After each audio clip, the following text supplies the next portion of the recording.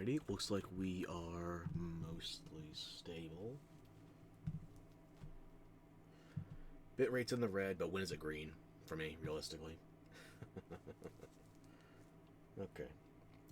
Social media notification is out. There we are. Oh, hang on, we're cut off. There we go, that's full screen. Also, I set the screen cap here to initially start with a 10-second indicator, so I could remember to set the volume to 10% on here. Something with the audio balancing. Oh my god, I'm alive! And so are you. Yeah, funny thing about that, actually. What was last stream? Thursday? Yeah, Thursday the 14th. Playing Bayonetta, not even for 3 hours, but those mashy sequences, my arm was hurting me for 3 days afterwards. And the sad thing is, I want to play more. I miss playing a good spectacle fighter. But 3 days of pain, and it's not even in the correct part of the arm. Hey, Gandalf, you're here too. Told ya. Motherfucker. I want to play a game I enjoy. Which is not to say I don't enjoy Monster Hunter Wilds, but, my CPU doesn't. So yeah, funny thing about that. While I was playing Bayonetta, it was my forearm that was in pain. It was like 2 centimeters away from my elbow, and it was contiguous for about 4 to 5 centimeters, moving from the center of the arm down towards the wrist. The day after, it was basically the bottom third of my upper arm. Like, I couldn't even tell you if it was just like a strip of it. It was like just a chunk of meat. Go cry about it. It's my own fault. I am crying about it presently. So yeah, the first 2 days afterwards, so that was Friday and Saturday, pain. Ice didn't help. Painkillers didn't help. It was just like something, I guess it was the dorsal side of it, or not dorsal, the anterior side, exterior, the part facing away from my body. I don't have my muscle groups memorized off the top of my head, so. Between 25 and 33% of my arm was just racked with soreness. And then from Sunday on to today, Sunday was a bit painful, but not as bad. But Monday and today, if I stretch my arm back like I'm spreading my wings, then suddenly it's like, oh yes, this muscle. You should have iced it. Exhausted as always? Oh, I'm sorry to hear that, Gandalf. Hopefully I can... I was gonna say wear you out more pleasantly, but really, let's just chill. How about that? I'm almost done with SGF, right in time for Gamescom. Oh, why did I get the acronym wrong? Opening Night Live. I was about to say Only Night Live, but no, Gamescom is more than one day. Wait a minute. Just had to check. It looked like things dropped off for a moment. Okay.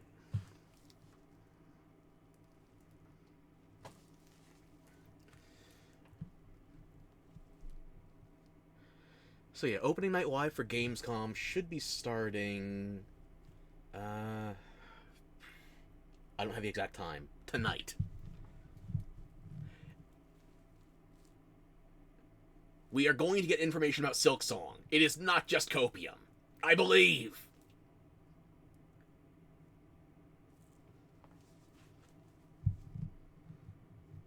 Okay, more as long as you've been hydrating. And Gandalf too. You know what? Let's open with a hydration. A toast to finally being done with June.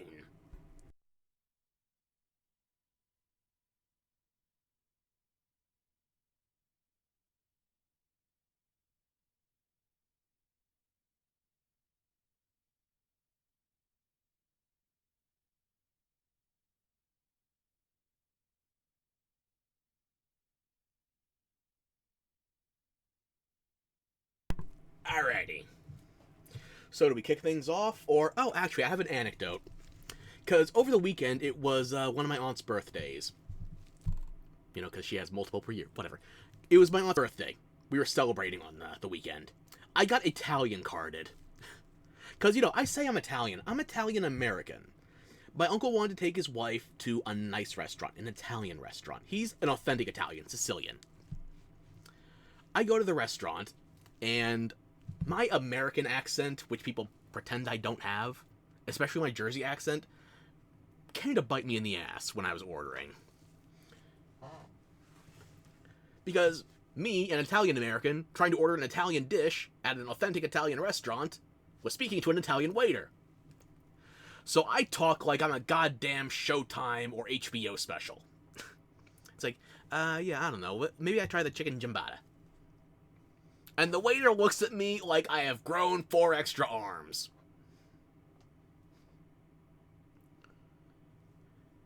It's like, chicken with green peppers, onion, and it's served on a bed of sausage and potatoes. It's got mushrooms on it too. I don't like mushrooms. So, I didn't tell them to ixnay the mushrooms, though. Because I know that would have gotten me accused of a hate crime in an Italian restaurant. Heaven forbid. But, I asked for a chicken giambata. So the guy comes back at me, he's like, chicken giambota? And yes, I just say yes. I don't want to fight him on this. The rest of my family at the table does not care. Because they're getting, like, they're getting stuff that's not even on the damn menu. It's like, this is something they know a lot better than I do, because I don't eat out. They do. They actually choose to go outside. I would rather cook in my own kitchen. Yeah. Want to be Italian? Here's the thing. There's Italians where it's like, oh yeah, you're in spitting distance of Rome. Then there's Italian-American Italians, where it's like the Sopranos line. And the Romans? What happened to them? You're looking at them, buddy. Said before castrating a Jew. So, what flavor of hate crime is Italian-American? Probably the accent, but frankly, whatever we want to be, it's not happening. By the way, watch The Sopranos if you haven't already. It's not a documentary, but as far as the mob in the early aughts, late 90s is concerned, it was realistic enough that they started to question whether or not the FBI was watching them. Spoiler! They were! And now the Italians basically don't have any kind of meaningful foothold in the syndicated urban centers. I'm not sure if that U is for the castration or the fact that the Italians aren't present in crime anymore. We're still present in the restaurant industry. We have criminal taxes for, what do you call them? Gratuities? That's an American export no one will ever accept.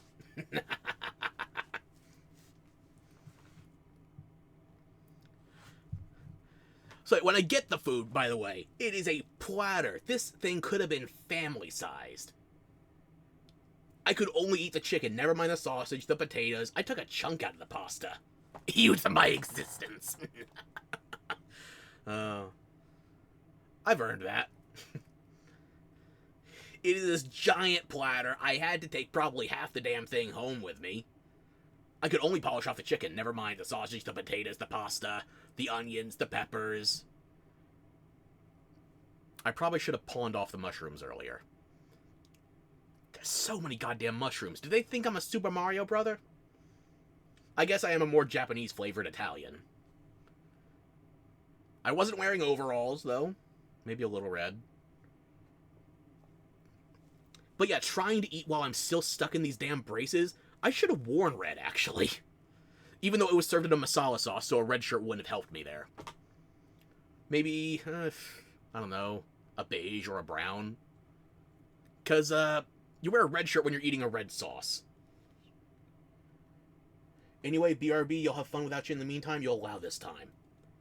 Well, as long as you're lurking with adequate resentment towards my existence, I will allow it.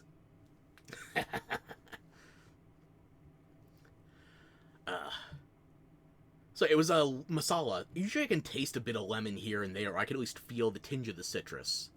But unfortunately for me, the masala was just juices. I felt nothing. I tasted nothing. I kind of miss the taste of food in general. I don't know if I would have liked lemon on my Italian chicken.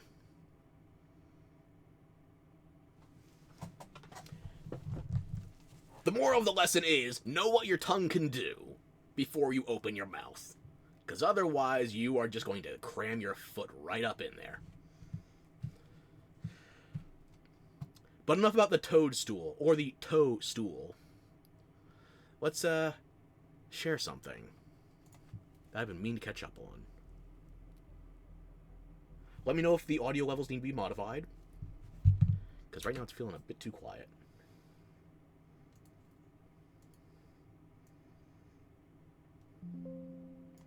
Ah, Windows noises! Damn it! Sorry, that's my bad.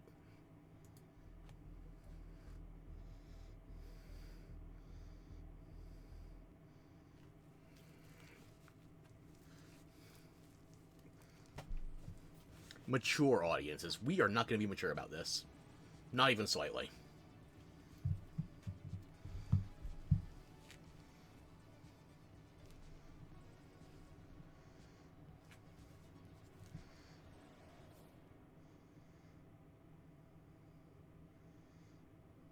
Hello and welcome to the PC Gaming Show 2025.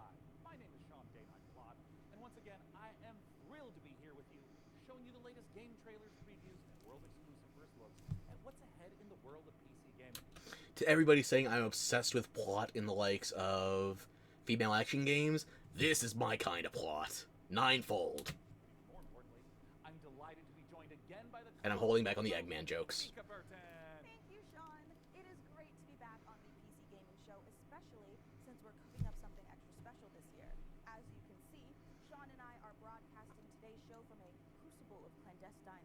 An IKEA showroom. Right here in our high-tech hardware workshop, we've assembled some of the finest PC gadgetry for some of the world's smoothest secret operatives.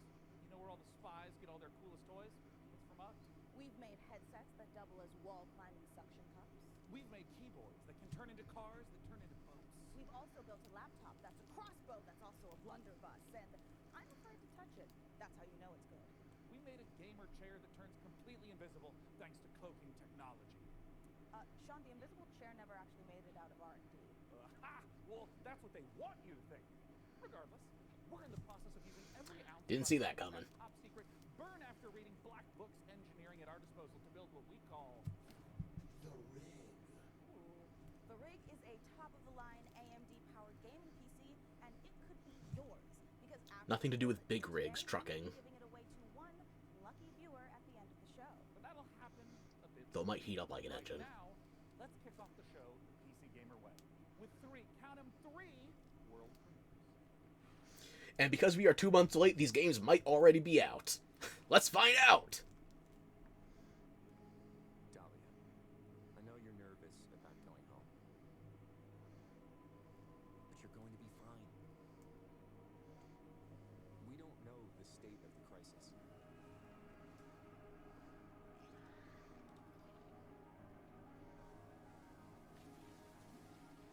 A job's a job, right?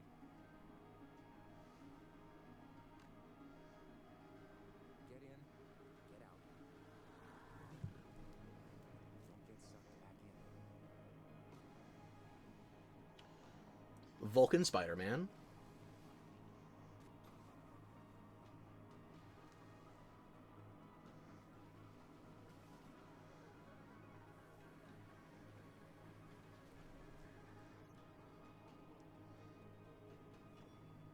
Remember, it's just a job.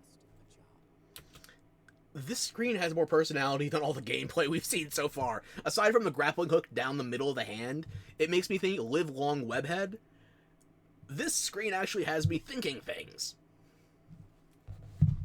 So, let's see. Ambrosia.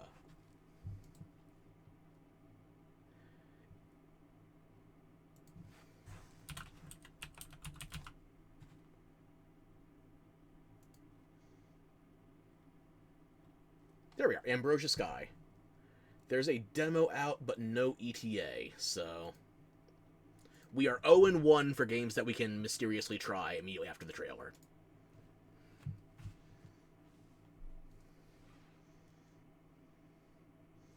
I don't know if it tempts me, honestly.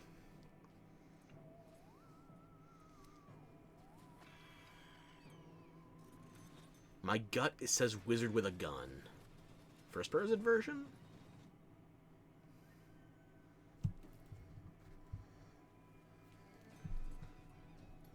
No, my gut is wrong.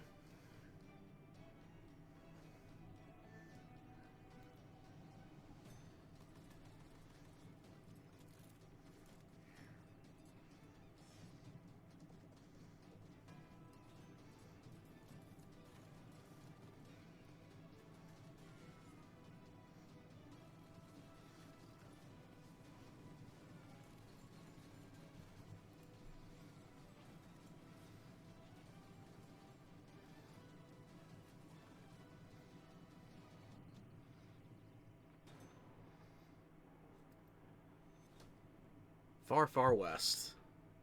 Okay, so there's a playtest.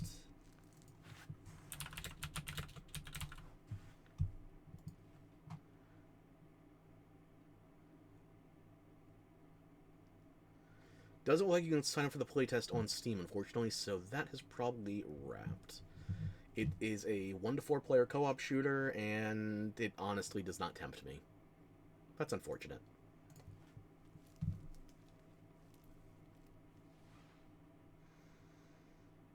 We're 0-2. Come on.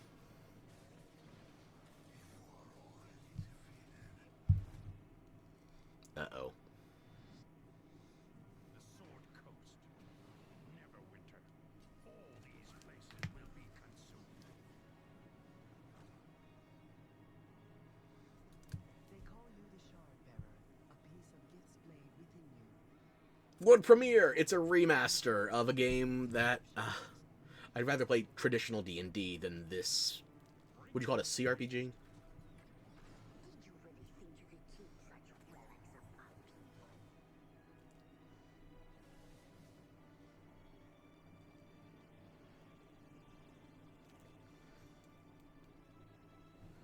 people? Let me clarify. That's not to say that I don't think D&D can translate to...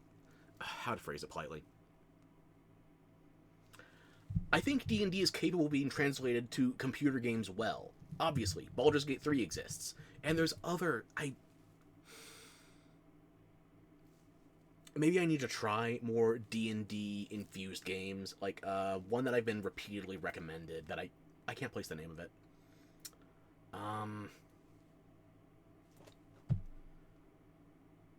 Amnesiac brought back from the dead spends time in a necropolis that is basically a bunch of philosophical discussions. Why am I blanking on the name?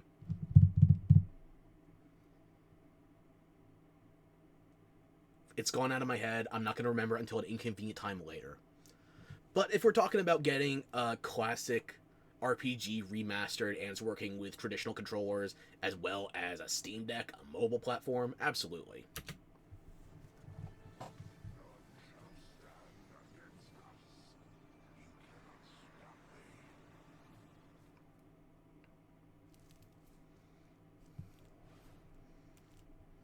Obsidian's 2006 classic RPG, but it's all new and shiny again. Honestly, I'm calling it sick the day it launches. Ooh, me too. I think my excuse will be food poisoning. I was gonna go with regular poisoning. Interesting. Go on. Well, I already have so many sworn enemies and even more unlabeled bottles in my kitchen, so it's entirely believable. I'm trying to think. Like, Obsidian 2006... I enjoyed Alpha Protocol. That sounds about the right time. I think Alpha Protocol was closer to 2008. It was on PS3 and 360.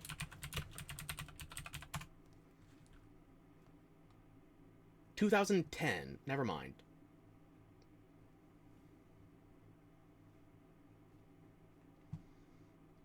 I have no sense of time. You know what? You can be my guide. In the meantime, let's check in with Frankie and Jacob about... Thanks, Mika. I'm here with PC Gamer's managing editor of hardware, Jacob Ridley, and during today's show, we're going to be building an awesome custom PC.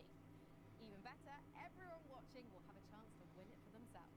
This PC will be a gaming powerhouse with an AMD Ryzen 9 9950 X3D, a Gigabyte Radeon RX 9070 XT, plus 32 gigabytes of Corsair Dominator Titanium DDR5 RAM. We're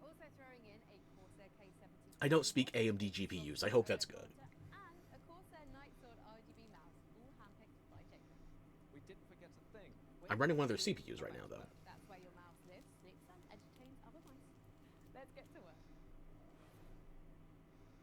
Hey there, PC Gaming Show. Check out this next trailer. It's back. Fresh tracks. Well, I will get you.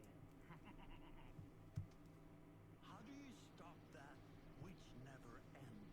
In the endless, no two journeys unfold the same way. Come, remain by the fire, and hear the tale of Norwin's greatest I was about to say I'm too white for this, or not white enough.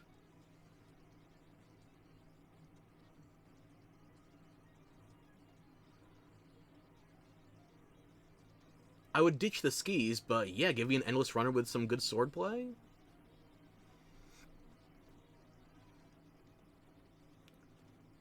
Oh, this is masquerading as a rhythm game. So not endless runner then. There's no one I would rather die alongside than you, my champion. Rhythm games are a difficult beast to tame when you're integrating melee combat. What'd you miss? They had 3 world premieres. I didn't care for any of them. Also, I lost scope of a classic Obsidian RPG by about 2 to 3 years. I like Alpha Protocol, but it's hesitant for me to say that I love it. And we're going back to, like, Obsidian adaptations of D&D RPGs. Yeah, it's a good remaster. It's going to be on the Steam Deck. I don't know if I'm especially interested in trying it. But let me see Fresh Tracks, because it should be out then.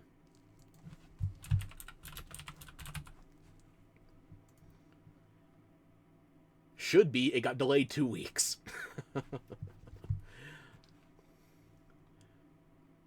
Rhythm-based hack and slash by Buffalo.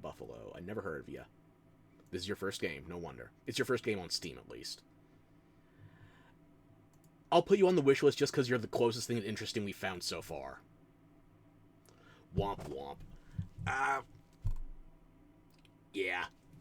The bar is not high right now. PC Gamer, I think, is one of the stronger overall showcases because they have the least insufferable filler. They win by being the least annoying. Like, this year Devolver was actually, for my tastes, not that funny. So their conference being mostly a comedy skit... Shut up.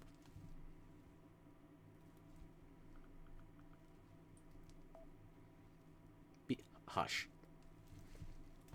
Sorry about that.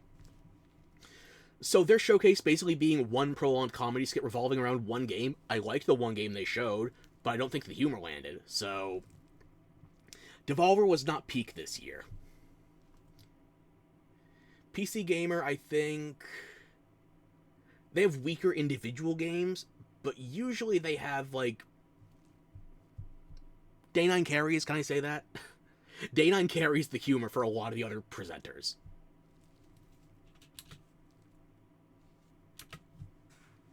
Okay, let's go back.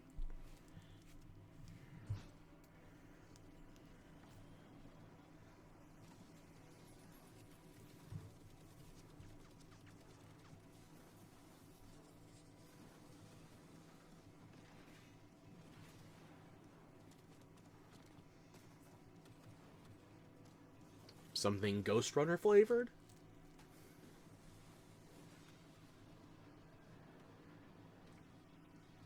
No.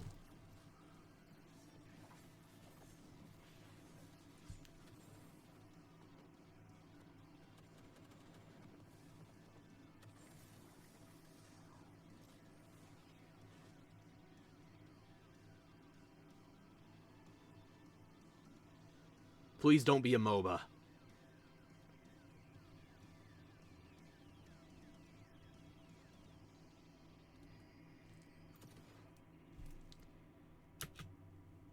Terminal, okay. Hydrate? Alrighty.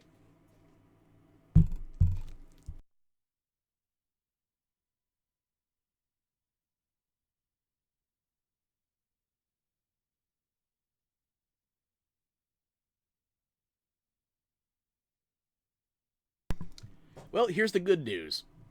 It's out. It came out last month.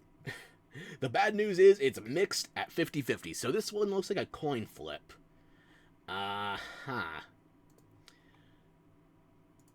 Only game from Pew Pew Games.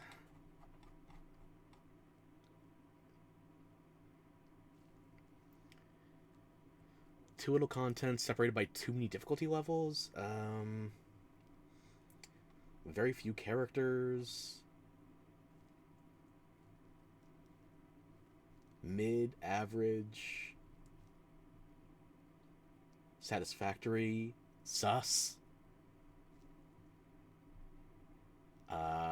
Okay, so it seems like it is a touch on the small side and not performing quite adequately. But if you want to try it, you could just add it to your library for free on Steam. So, looks like you get what you pay for.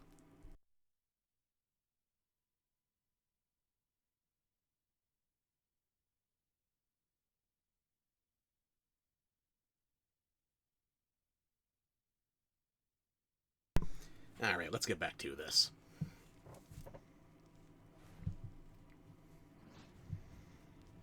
Coming up in the show.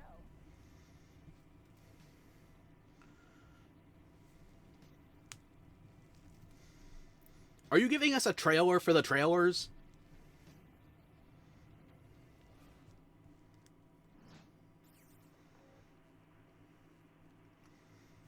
Ooh, ratatan.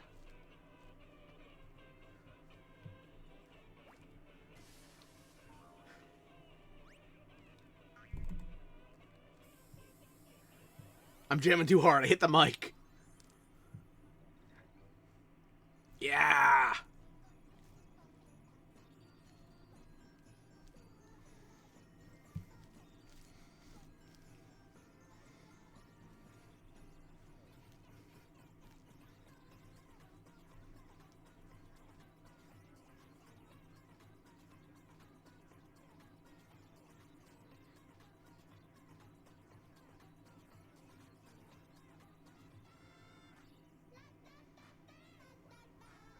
I have nothing else to add. It's just fucking cute. I like Patapon. I want to play Ratatan.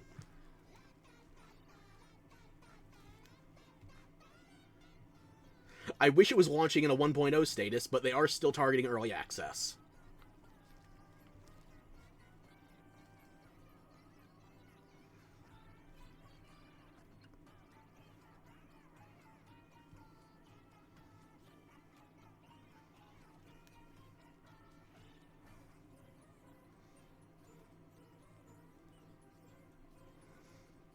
Rock till you drop. Fight your way to the ever after. Killer musical, right?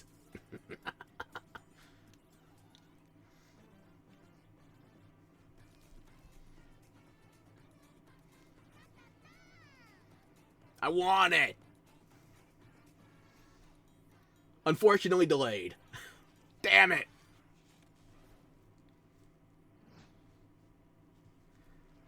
Oh.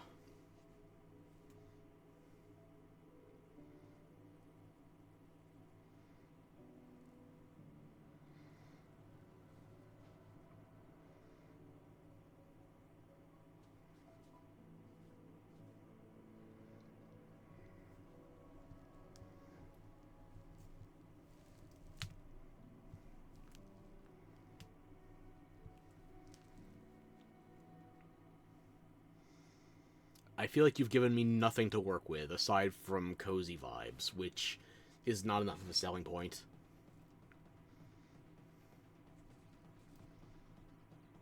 Corekeeper?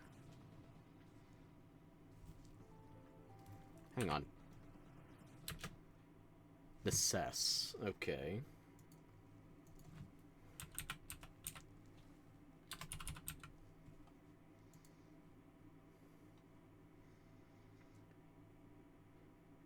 This game came out over 5 years ago. It's December 12th, 2019. And you're still in early access.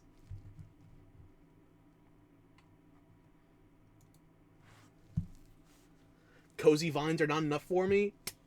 Neither are Cozy Vibes. They're good included in something else, but You give me a trailer that's just a hippo walking out into a snowy field, that's not enough. It needs more than a cute illustration style. I could just Google pictures of Sanrio characters and settle on Cinnamoroll, if that was all I wanted. But yeah, Necess here? It came out in 2019, and it's still not done. You know what you know what the scary thing is? It's not the oldest game to never leave beta. And it's one that I actually used to like, Warframe. Warframe is still technically in beta. I'm pretty sure it's been in technically beta for over 15 years. In fact, you know what?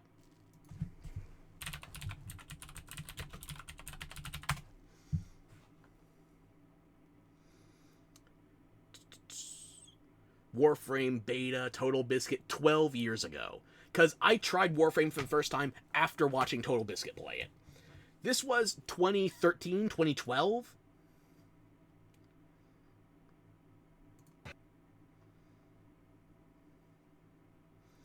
January 2013. Over 12 and a half years ago. And the game is still technically in beta if you ever read the EULA. Which, if you've had the game crash on you and just flat out stop working as often as I have, I stopped playing Warframe because it kept goddamn breaking. If you ever bothered to read the EULA because it was the only thing that functioned while you were in a reconnect queue, you find out that the game is not technically finalized software. It is still being treated as a beta for legal intents and purposes. And this seems to be tolerated widely. Like, I can talk shit.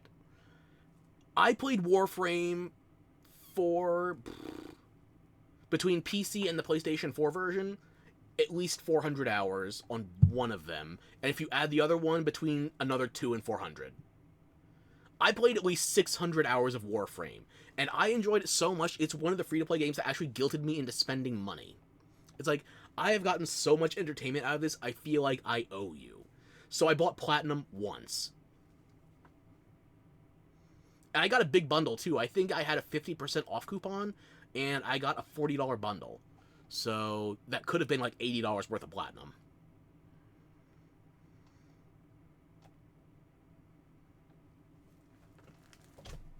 The way I see it, that's $10 of entertainment for $1. Yeah, I felt that guilted about it, and the game just kept getting worse for me, so I left it. I spent money on a free-to-play game I don't even play anymore. Because I don't have fun with it anymore. A guilty conscience is a dangerous thing. I used to main Trinity Prime. I was great when you needed an electricity vampire for farming runs. You feel that with Dress to Impress. Ugh. Some free-to-play games can actually get it out of you. I feel like I still... Do I regret giving Warframe that money for how much entertainment they gave me? No. Do I regret no longer having fun with Warframe? Yes. But that's not my failure. That's Warframe's. They just keep adding more and more stuff and not fixing the things that were already broken. It does have a beta feel to it. I say that as somebody who used to put it in my top 10 favorite games of all time, and how many games can I tell you I honestly spent a minimum 600 hours in? Don't count Blizzard games, that's embarrassing.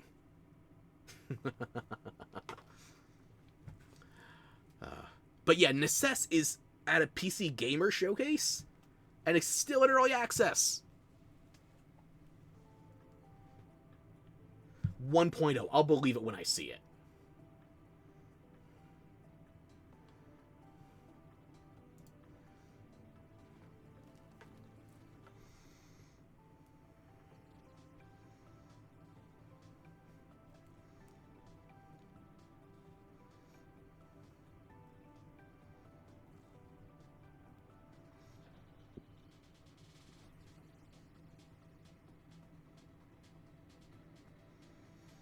So a Terraria Blood Moon if you wanted it more Stardew Valley flavored. Redstone not included.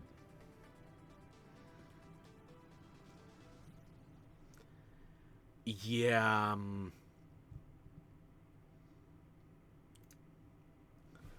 you took 6.5 years to get out of early access. Something reinvents itself. I This hope people that enjoy it incredible like it. graphics gets major updates. It's beautiful. It's almost as beautiful as the rig's Corsair RM1000X fully modular ATX power supply. It's poetry. In fact, the only thing more poetic is a perfectly executed heist set in a dystopian techno future. Yes! When we heard the makers of Payday and GTFO had a new co-op heist FPS in the works, you know we had to find out more. So we infiltrated 10 chambers and interrogated the makers of Den of Wolves. Here's all the info we dredged from their genius minds. We were prepped and ready for the heist. We had stolen Tier 7 passkeys, acquired the building schematics, and rerouted the security comms. We're in position. The package was as good as ours. But then your stealth boy timer ran out. Every variable accounted for, but we fucked it up anyway. As is the nature of co-op. You gotta have one chaotic evil motherfucker in every group.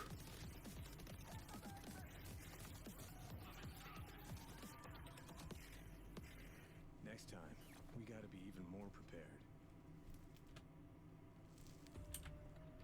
Hang on, which window am I in?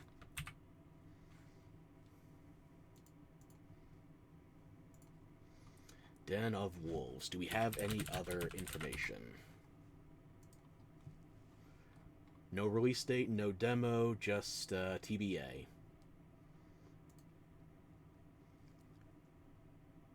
And I never tried GTFO. I tried a bit of Payday 2. I didn't try Payday 1 or 3, unfortunately. So I can't say I know much about the devs, unfortunately. I didn't have a crew ready to go for Payday, unfortunately, so I think it's not quite as solid trying to treat Payday a co-op thieving simulator as a single-player experience. Hopefully this game can stand up with single-player, or maybe I could rally some people to a Robin Hood-esque mission with more cyberpunk affectations and murder.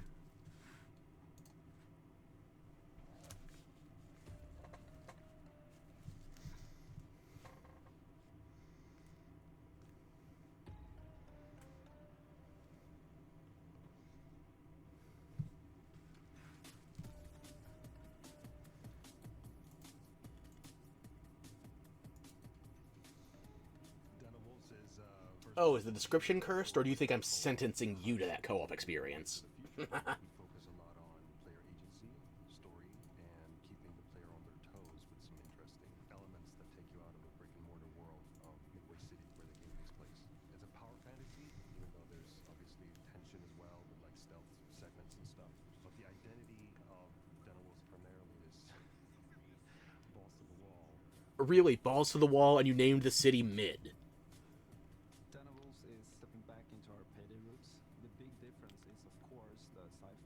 You're sentencing yourself. The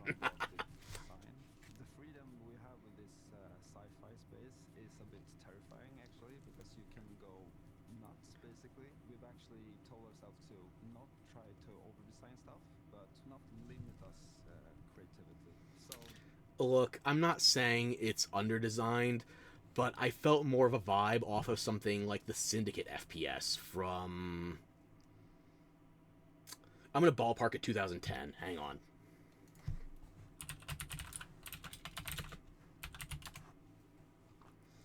...2012. I used the same year as Alpha Protocol. I shouldn't have done that. But yeah, the Syndicate FPS was panned by anybody that played the original Syndicate games. And I feel like even Mirror's Edge has a bit more, well, edge to it. More personality, at least. The vibrance of the colors. This just seems like... Oh yeah, people like the Arasaka levels from Cyberpunk 2077. Let's do something like that with graphics set to medium.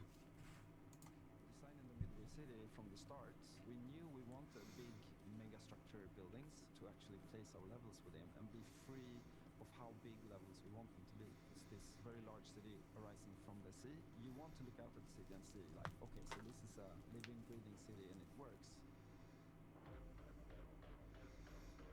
Stockholm. It's like a living, breathing city.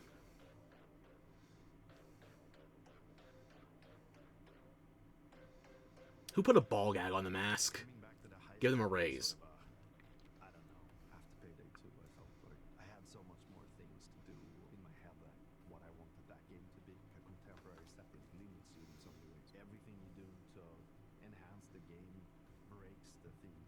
With a sort of a sci-fi theme on it, it enables you to stay in the pocket of thematics and still solve things from a gameplay. And Sci-fi alone is not enough for your theme. Hell, I'm actually about to give Starfield credit for something. Fuck. Even Starfield realized they couldn't just do generic sci-fi theme for their mid-space RPG. They couched it in something they tried labeling NASA punk because they wanted to go with a retrofuturism angle. They failed. They tried. I don't see what Den of Wolves is doing that's particularly unique. Just a lot of knurling on the guns so far.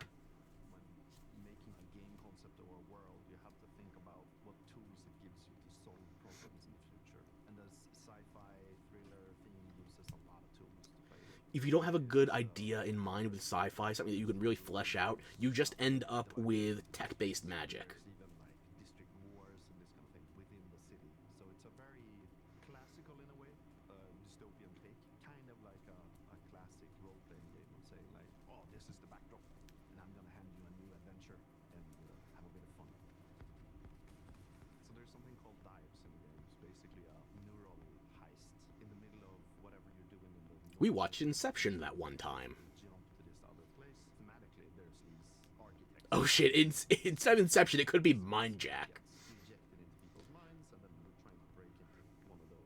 The dice allows us to explore a little bit with visual art design and gameplay design. Just tracking down this specific person that you need to make a dive into to extract information. We don't need a bank vault for that. It could be a suburban, gritty area, or it can be a very high-end luxury apartment or of some sort. The dice vibe changes. You're really not selling me on this. Change of scenery, and it could be And you've got an extended spot. abstract thing. Imagine trying to navigate a forest or something like this.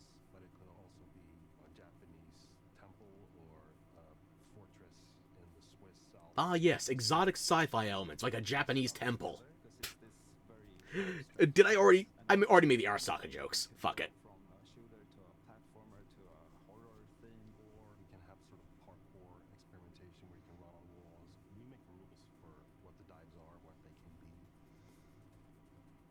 Game devs are the ones developing the game. They make the rules. No shit. In general, maps really well to game psychology. I'm a psychology-driven game designer to a large extent because we want to motivate you to keep playing and also like what are we stealing and what's the economy of the game. And I'm not talking about getting people to spend more cash. It's what's the drive of the game. And I think building new things or crafting things is a very interesting area. A good example would be like this thing we did for Payday where you would craft masks and this kind of thing. Yeah, we're going back to the masks. I've heard people tell me before, like, oh, Look, Payday's kind of dropped off as far as the public zeitgeist is concerned.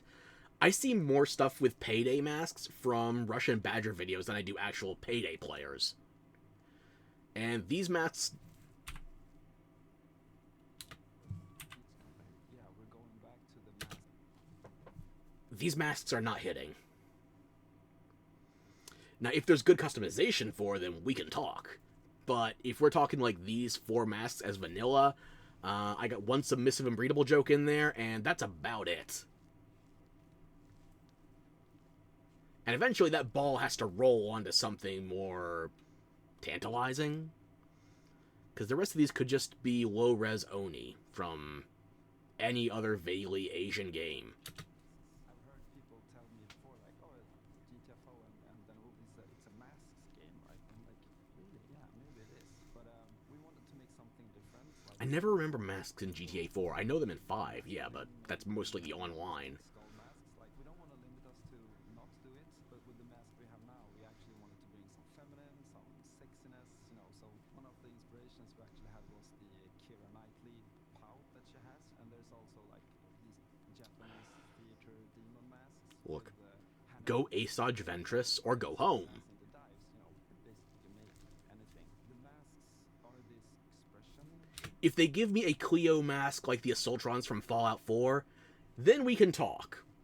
By the way, that's another hear me out, but not today. Allow them to expand the world inside of themselves. So finding designs where they don't really know where to put it, in what categories, we try to hit kind of a sweet spot there.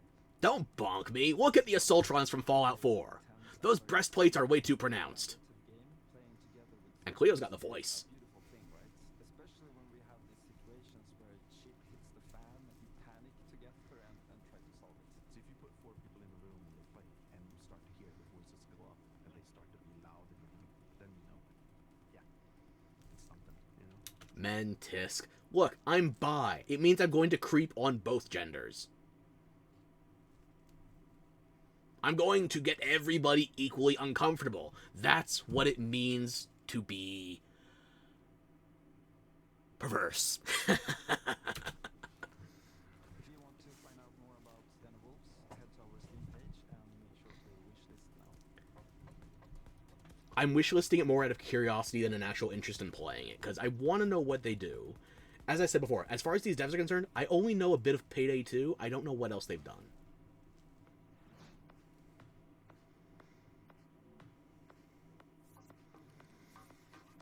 Oh no, it's Hi-Fi Rush meets Roblox.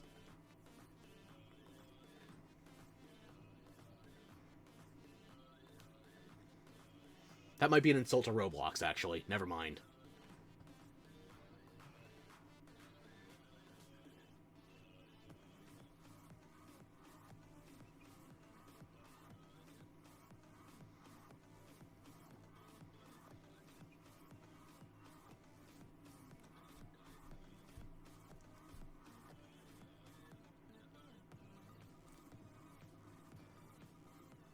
Maybe some choreography would serve you better. Oh boy, it starts early access tomorrow. It definitely looks unfinished.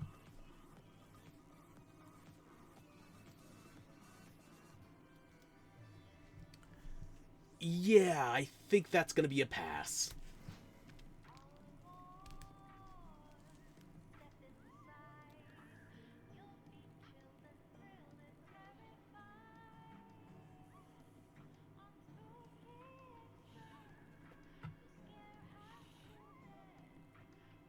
I'm pretty sure I've seen this shovelware on the Switch eShop.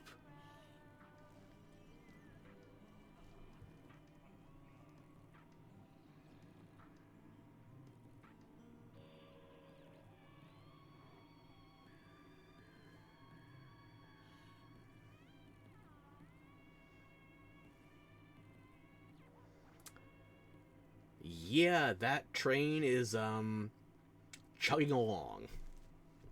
And I'm not trying to mount it. My first time on the PC Gaming Show. Any advice? It's not that hard. Just show up on time, learn your lines, and don't cross me. Don't you ever cross me, Ridley. I will destroy you. Also, tea with honey is great for a scratchy throat after a long day out. Don't like honey. Want to rehearse the next scene? It's that I don't like hot scene tea where in general. I'm tangled a bunch of headphone cables and you learn the folly of crossing Franklin Ward. I have powerful friends and a long reach.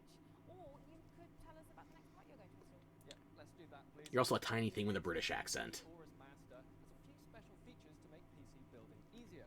My favorite is this tool-free SSD slot. Press a button and the heatsink comes away. Then push down the latch to install your SSD.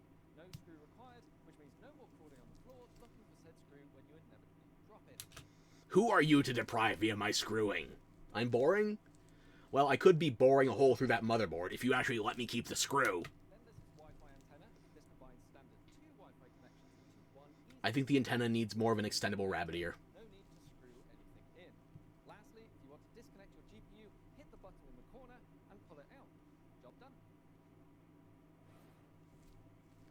Welcome to Evil Empire, where we've been working on the Rogue Prince of Persia's early access for over a year now, pushing the game way further than we ever imagined.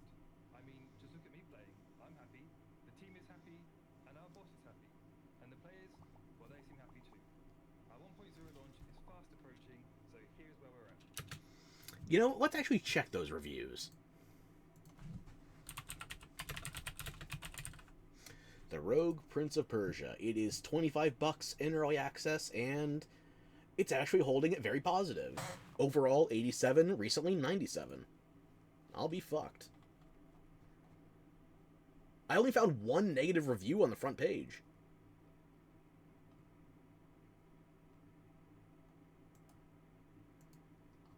The only negativity I'm seeing is based on the control scheme, that it wants you to rely heavily on a controller, and it's not optimized for mouse and keyboard. Which, it's an inconvenience, but I don't think that's enough to sink it. Okay, okay. I was not familiar with your game. Show me what you got.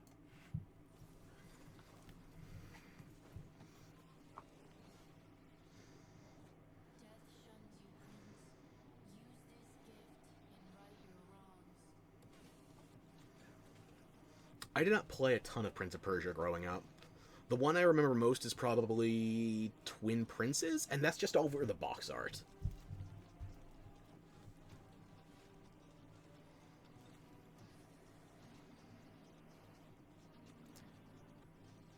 Oh, it's a roguelite.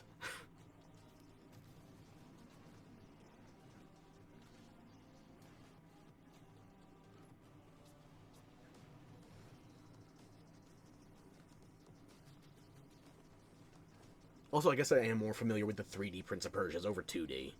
It is traditionally a 2D platformer series, though.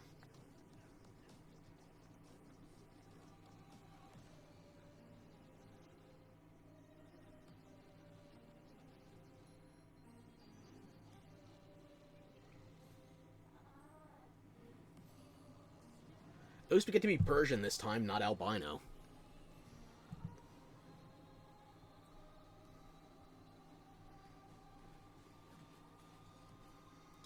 The art style's kind of growing on me.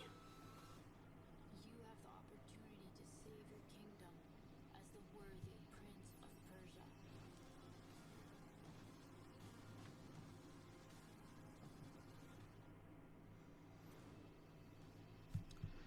I don't know how I feel about, like, a major publisher, Ubisoft tier, doing early access. Like, you don't need the funding. This is just you trying to have a very open-ended public beta, I feel like. Public-facing, because if it was a proper public beta, you wouldn't have to pay for it. $25 and it's still not done yet. You say the 1.0 in August, but we're halfway through August, more than halfway, and it's still flagged as early access. I like what I'm seeing in terms of gameplay, but the price and the timing and the publisher... I feel like this would be good for a budget title or on sale, maybe. I'm not being convinced that, especially now with it theoretically getting a 1.0 inside the next 11 days. Maybe. I'm not convinced, sadly.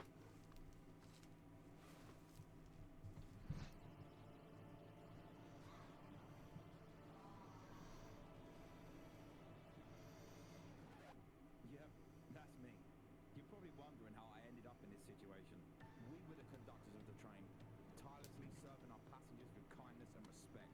Excuse me, this is a conductor-only residence. Please back away from the door. Hey, what's up? Yes, get motherfucking ready! Listen up, scumbags. Rats will never... Asymmetrical PvP survival? Don't tell me this is about Snowbreaker or something. What's it called? That damn train movie in the Arctic.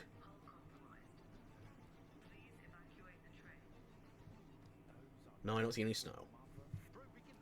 Snowpiercer. Icebreaker? You can tell how much I care about that movie. And then it got a TV show, too.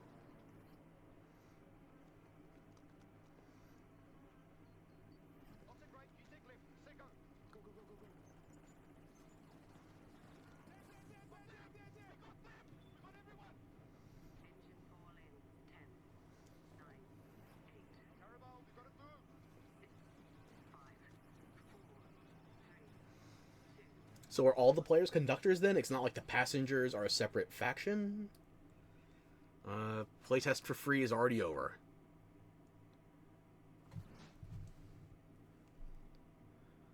Eve again!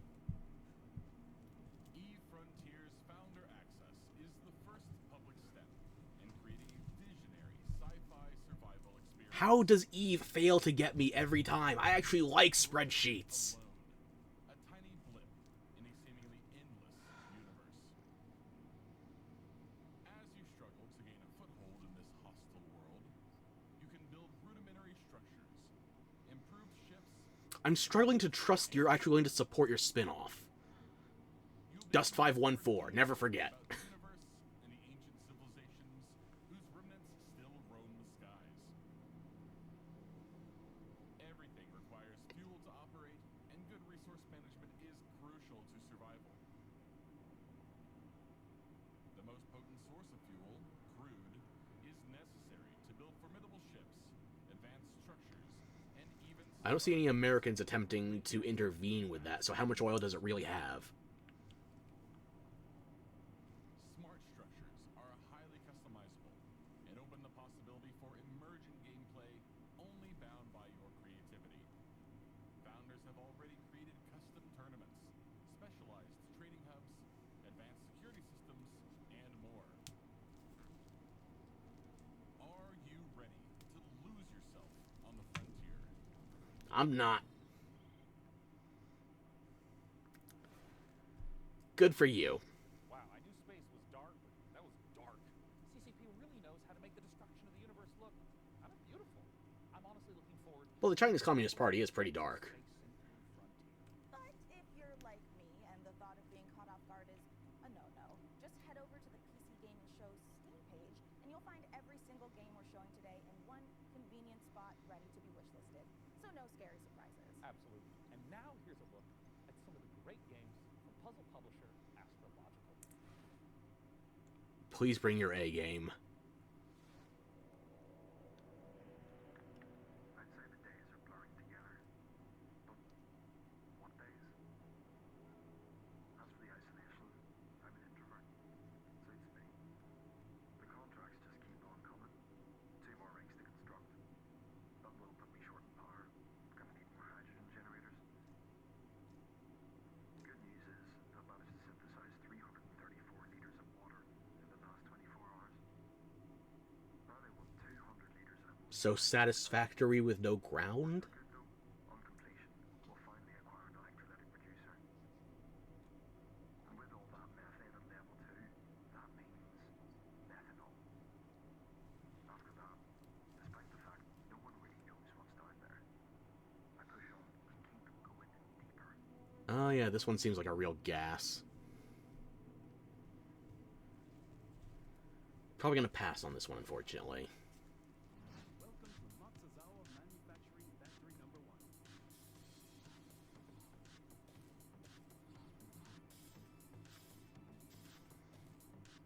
Don't recognize the name.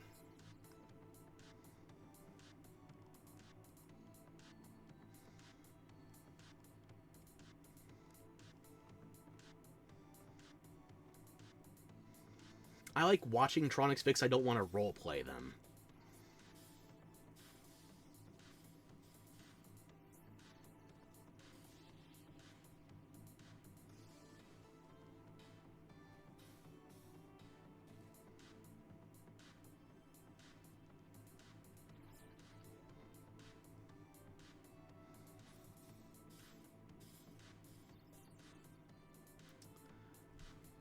Okay, I guess we'll check if that demo is still up or if it was part of a next fest.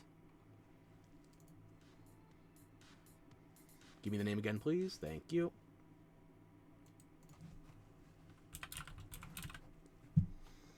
Kaizen Factory Story. Unfortunately, that demo does seem like it was temporary. It's gone now. So, if you wanted to try it, the game is out now. It did come out on July 14th. I don't know if that's something I would plunk down $15 on, though. Or actually, no, that was a previous sale. It's not even on sale right now. It's $20.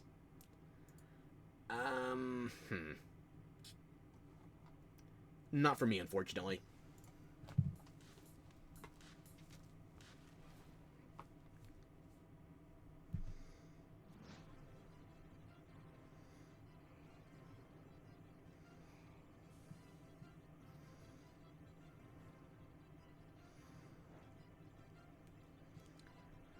Oh boy, a seizure warning! Those voxels do not play nicely with my eyes.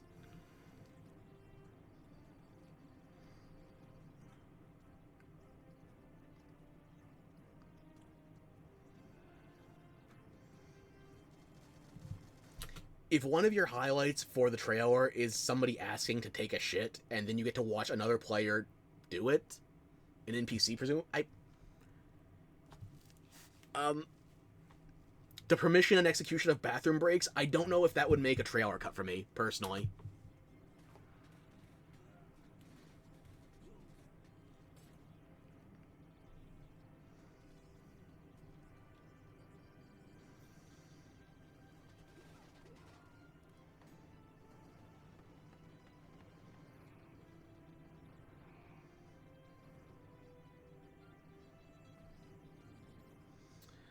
Right, so Dawn Apart, I'm kind of drawn away from that.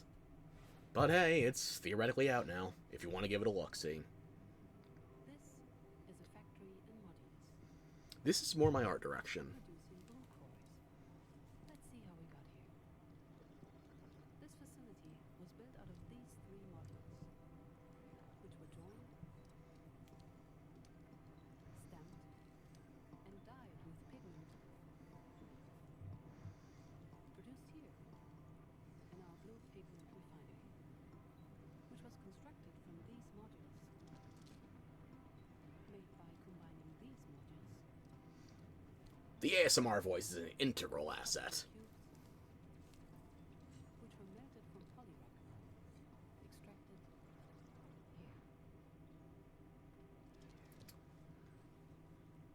So you take Factorio, you rotate it 45 degrees, and... is that all you got? Ah. That's unfortunate. So, Jacob, have you got any quick PC building tips you can share with our audience? Here's one. You know when you accidentally drop a tiny little screw into your PC case and it just disappears? Oh, yeah, I hate that. Do you have some cool hack for quickly finding it? Nope. My tip is that screw is gone forever and you should pretend it never existed. Unless you're like me, in which case it accidentally falls into the blades for one of your coolers, or even into the fan for your GPU cooler. At which point, it's going to remind you it exists.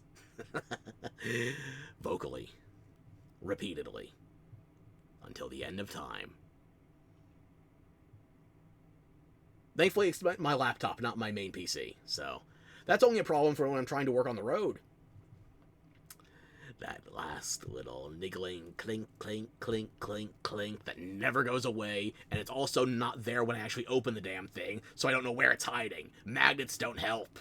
That screw is just screwing with me. I can't pretend it never existed. It mocks my existence. Forget I asked about tips. What can you tell me about the Radeon RX 9070 XT you're installing? The Radeon RX 9070 XT is a hot ticket item right now, and for good reason. This is AMD's graphics division putting its best foot forward with an RDNA 4 chip that can go toe-to-toe with NVIDIA's GeForce RTX 5070 Ti. If you're worried about running out of VRAM, don't be. This comes with 16GB of GDDR6. That's plenty for gaming at 4K.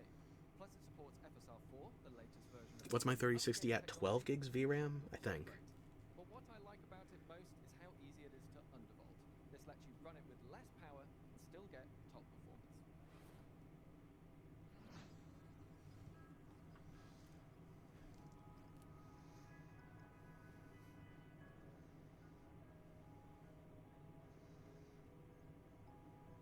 At least this one's hex-based, unlike the previous one.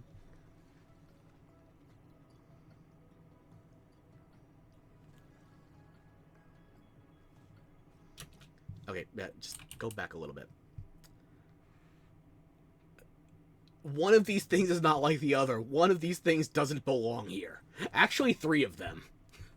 I don't know many motorways, but I do know Mark of the Ninja, Battletech, Baldur's Gate 3, and there is no overlap that I particularly care for between those three games and Firewatch or Gone Home. Gone Home, I only tried because it was a freebie with PlayStation Plus, and I still feel like I got ripped off. Firewatch, I saw a little bit of it, decided, you know, this one's probably not for me.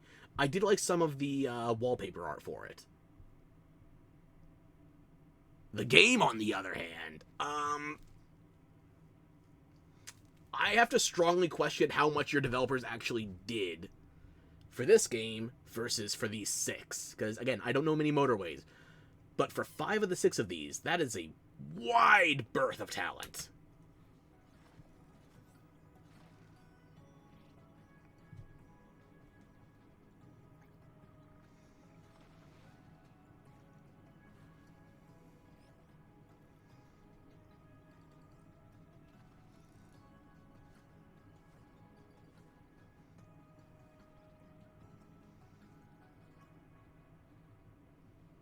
Can we choose the Purple Realm, or is that a bad ending?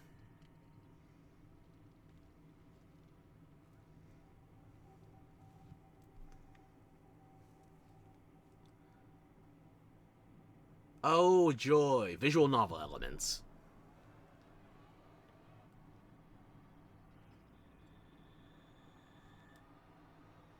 Creepypasta visual novel elements.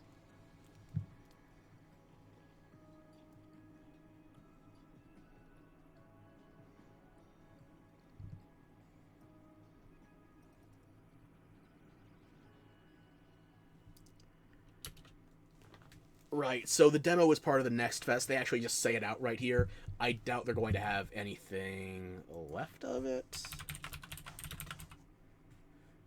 Generation Exile still has a free demo? I stand corrected. They didn't just do the demo for the next fest. I am hesitantly curious about this one. I want to know how liberal their definition of developer is, though, considering the games they teased previously. And this is the only game on this studio's page. The only developer. It has my curiosity.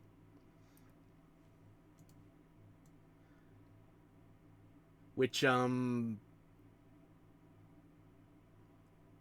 as far as the high marks of the conference are concerned so far, Fresh Tracks and Rogue Prince of Persia are fighting for the top slot. And Fresh Tracks might be winning. That was... we might have to lower the bar just a smidgen. We only have so much to work with here.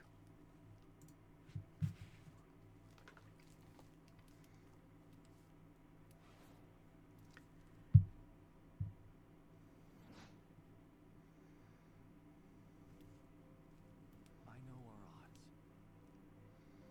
Maybe it's time to consider the easy way out. Is this altars, or what am I looking at?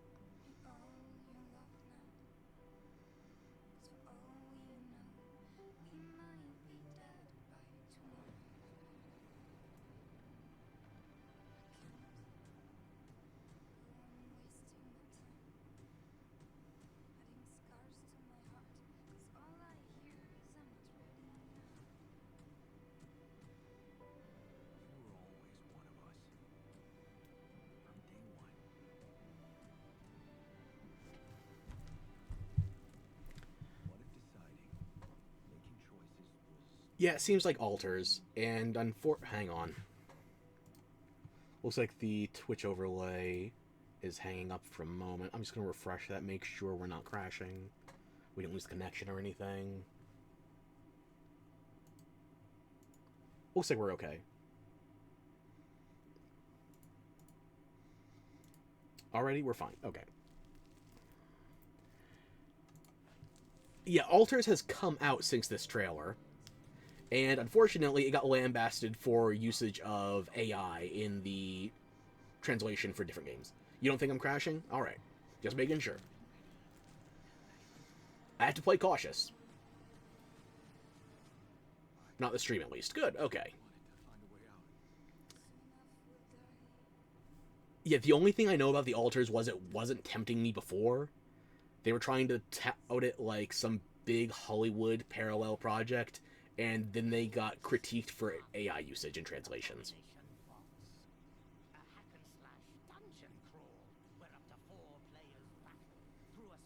This might be more tempting.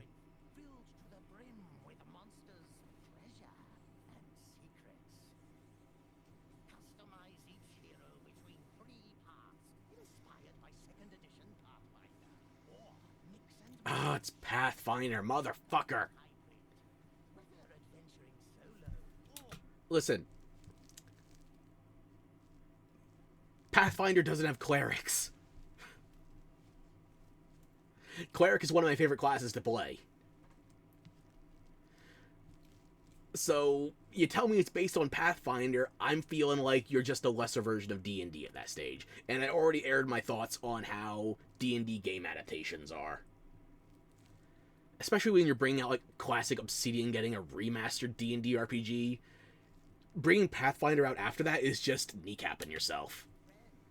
switch between the party's heroes on the fly to unleash almighty combo attacks to annihilate the forces of darkness. Deep below the surface, the dark sorcerer's spell. Yeah, the Spidussy is not quite enough to tempt me. Are you foolhardy enough to delve into the shadowy depths of the Abomination Vaults? Nope. You can keep it. I am weird, yes. We meet again, little merchant. Still taking up the challenge of a double life. Torn between one endeavor and another. Two sides of the same precious coin. In one life, I'm still not sold on this new perspective from Moonlighter. I need to spend more time with the first game. But this art direction doesn't feel as sturdy as the first one. It doesn't grab me the same way. And yes, I did drink while the trailer was starting. Don't worry, I hydrated.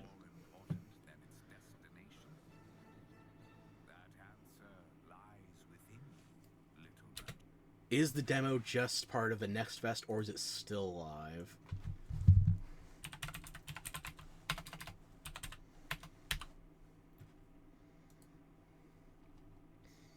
No, it looks like the demo was just a Next Fest thing. Demo's down. But if you want to try the first Moonlighter game, it is on sale right now on Steam, and it's only $2. Heck, if you want to get the Between Dimensions expansion, the complete edition is less than $3. It is $2.73, 89% off. If you prefer the pixel art of the first one versus the cel-shaded voxel art of Moonlighter 2, I'd say absolutely give it a shot right now. Moonlighter is a game I want to go back to spend more time in, because I feel like I only got a taste of it. Moonlighter 2, I'm not quite sold yet, but I have it wishlisted. I want to see what happens. Thank you for the head pats. Computers aren't the only thing we build here at our hardware workshop. While Frank and Jacob are working on the rig, Mika and I have been preparing some more elegant equipment for fieldwork. Spy gadgets. See here. This might appear to be a standard ATX full-tower personal gaming computer. In actuality, But instead it's a fire hazard. an extremely cool spy gadget. Take, for instance, this CPU fan. In reality, Ninja Star. Huh, that did a real number when we tried it on an intern. Well, moving on. We have our range of hidden tasers. To the untrained eye, a coffee mug. In reality, a taser. Ooh, or how about this? To the untrained derriere, a roll of toilet paper. But in actuality, you guessed it, it's a taser. Wow, that's their entire special effects budget. Listening device, USB, or is it maybe a spy camera? That is, of course, also a taser. Don't worry, he'll be fine. Like that Chuck Testa of taser jokes. Chaser jokes? Blech.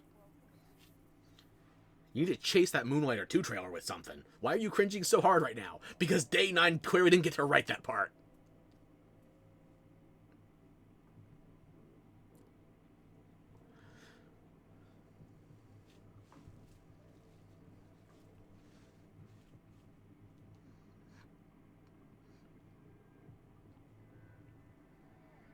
Oh boy, Schedule 1 behind a Ripper dock.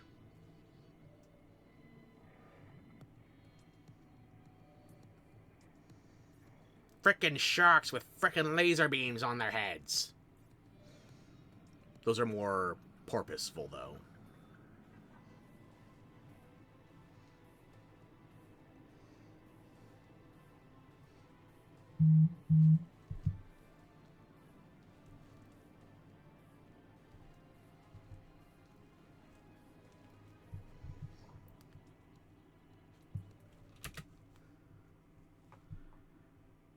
It's an expansion. It's not even a full game. Okay.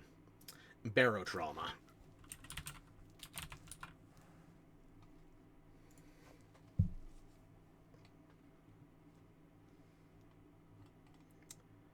Game came out 2023. It's getting an expansion next year. It hasn't been moved as far as I can tell. Still says 2026 on the Steam page.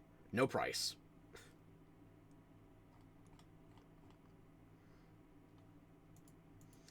So it seems like an underwater FTL for $35, which, let me just double check this. Faster Than Light, still $10. Is it worth 3.5 FTLs? I don't think so.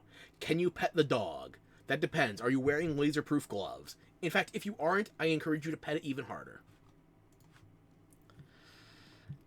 Yeah. Sorry, not sold on this. I'd rather have FTL.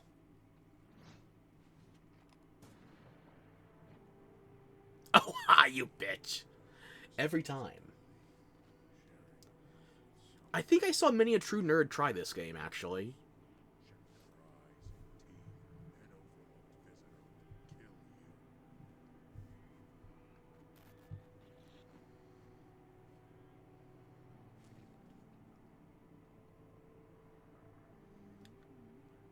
Oh, you recognize this one, huh?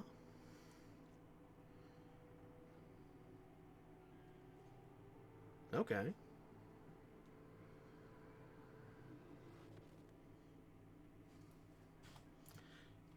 Again, it's a recurring thing. This conference was so close to the Steam Next Fest that they don't clarify how many of these demos were just for the Next Fest.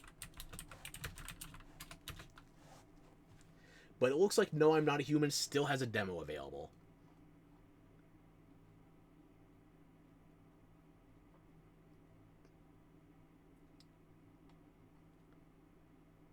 Yeah, the demo's out. We still don't have a Q3 2025.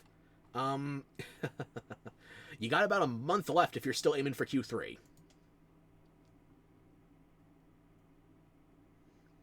Disco game, Anane? Okay. Well, I flagged the demo, so maybe I can give that a shot another time.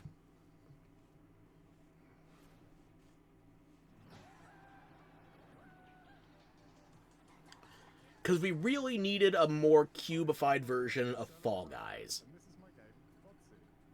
It's an online multiplayer game where you control a ragdoll robot and compete in some very silly physics-based competitions. I started making this game in my spare time, and now you can play the free demo on Steam. You'll start off in a lobby area called Bot Central, where you can meet up with your friends and mess around with the sandbox while they arrive. When you're ready... It's Wipeout with a 3D pixel motif. I don't give a shit. Your team will compete in bonkers boxball matches, steal boxes and drag your team to victory in Stockpile, and try to be the last bot standing in Sumo. It's even got physics-based power-ups, like sticky bombs, balloons that work on anything, and grappling hooks to swing the match in your favor. You can play both online and split screen at the same time, and you can create crazy custom matches in the Steam demo right now. I hope you have fun. Really? Self-insert with a meme? No, I'm sorry. It's not hitting.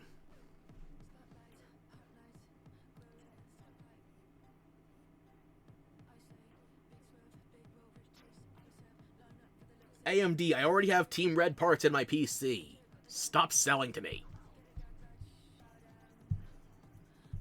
Cringe. The meme self-insert, I think, is what did it. Space Marine 2, I still want to try that one. Coming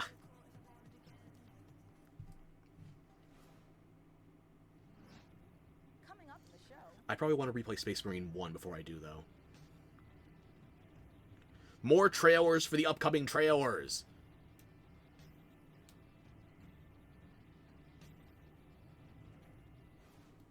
If they have to have trailers for trailers, I think they realize they are taking it too slow. Like, Day 9 can't carry you forever. We are like, what, 40 minutes into the showcase? I think we started at, like, the 29-minute mark. My high mark. Far, Far West is still the high mark. Not even Far, Far West. No, what's the name of the damn thing? Fresh Tracks. The Nordic rhythm game with skis and a sword. That's the high point thus far. Far, Far West, I was passing on. As usual, the trailer for a trailer within a trailer. I think the worst of that was still a Kingdom Hearts announcement? It was something Squeenix, but that was years ago, so... It was an announcement for a game that was going to be properly trailered at another conference. So it was a trailer for a game that was also a trailer for a trailer at a conference. I think it was Kingdom Hearts 3. It was some years ago, unfortunately. Squeenix set the bar if you're doing trailers for trailers. And I think they're actually fighting to win this one.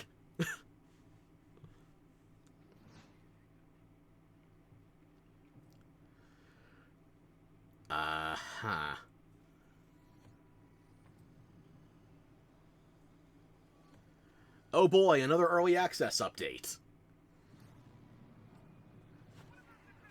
How are people taking No More Room in Hell 2?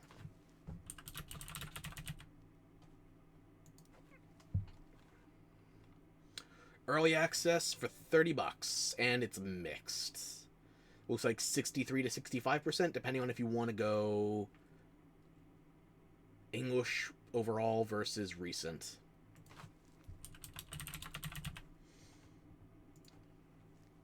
Although, if you want to try the first game, it's free.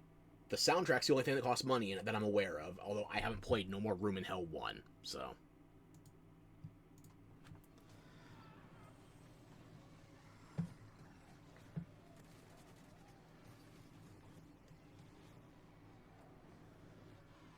Coming soon character customization. What?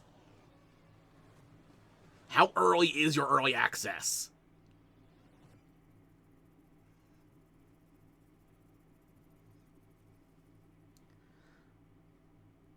Oh boy! Multiple updates! More than one! For an early access game. Resident Evil 6 traumatized you so much you can't play Resident Evil 6? Really? Was it the number 6 that looked like a giraffe getting sucked off on the cover? Because I understand that.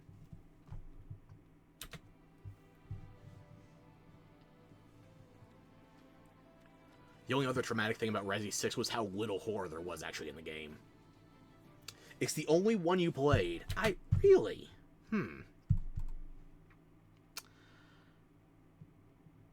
Well, you're saying you can't play zombie games, but let me just say this. If you ever decide you want to go back to Resident Evil...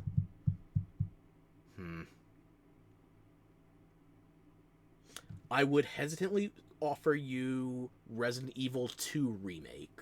I think Resident Evil 2 Remake is better than 3 Remake, although if you go back to the originals, I think 3 is better than 2.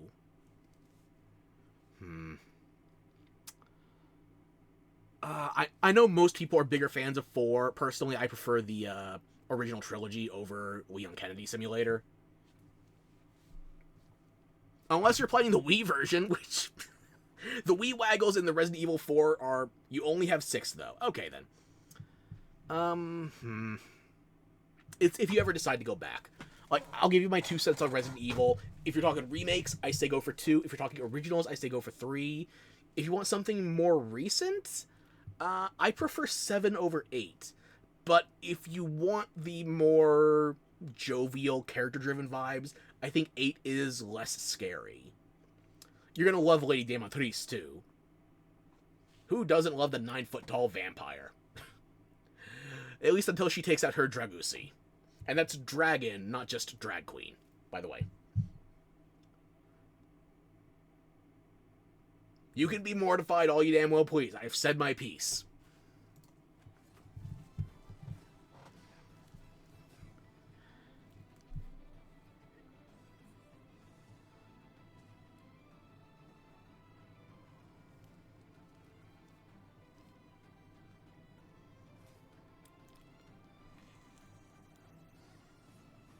This feels like a whole lot of things I've seen before and don't particularly care for.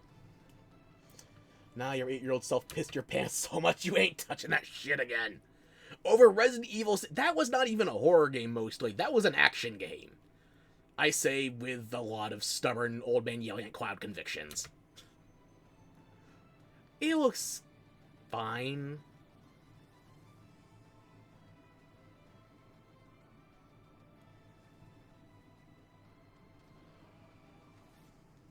It was horror for a little child. I saw Terminator when I was way too young, and I clearly developed into a perfectly normal and mentally stable... I can't say it with a straight face. Look, I got desensitized early enough. Between Terminator, RoboCop, and Mortal Kombat, there was no saving me. Forever, yeah, forever ignore that. What an amazing collection of games we've already seen. Mika, we are really turning up the heat this year. We sure are. Mika, what is that? Oh, it's thermal-based. Wait, let me guess. It doubles as like a plastic explosive. Maybe it's a potent tranquilizing gas, or is that just like another taser? No, it's literally just thermal-based. Born in a different era, I was built different. I was built different, built wrong. That does have its perks, but unfortunately there's also the brain damage. And the brain damage. But mostly the cringe. You know, it transfers the heat from your CPU to the heat sinks to avoid overheating. Oh. Plus, it is an amazing cookie filler. It's like forbidden icing. Mika, you can't eat thermal paste. Of course you can. Especially not with milk. Okay. Let's check in on that build again. Can we put it in the computer? Absolutely not, but I'm certainly going to try. Too much static. Before we get ahead of ourselves, It's not going to stop him, though. Fingers crossed. It's with no small amount of envy that I say this. We're equipping the rig with an AMD Ryzen 9 9950 X3D processor. Put simply, this is the fastest 16-core consumer CPU money can buy. It combines the best parts of Or it was 2 months ago. the power of a 16-core monster for tough jobs. Check. The gaming chops of second-gen AMD 3D V-Cache tech. Check. Well, I can't talk shit. I got a 5800 for a CPU. And it plays in a completely different league. It's the best processor in the world for gamers and creators, for gaming and for everything else. It's a beauty. If I wasn't putting it in the rig, I'd be tempted to walk out here with it myself. phenomenal. Peak PC gaming courtesy of PC Gamer and AMD. Indeed. So, Plasma Globe? Plasma Globe. Looks like things are coming. Nothing helps a PC out more than making it look like a Spencer's. Which is perfect because right now we've got another exciting world premiere to show you from our friends at Fail Better Games. Let's hope they succeed some.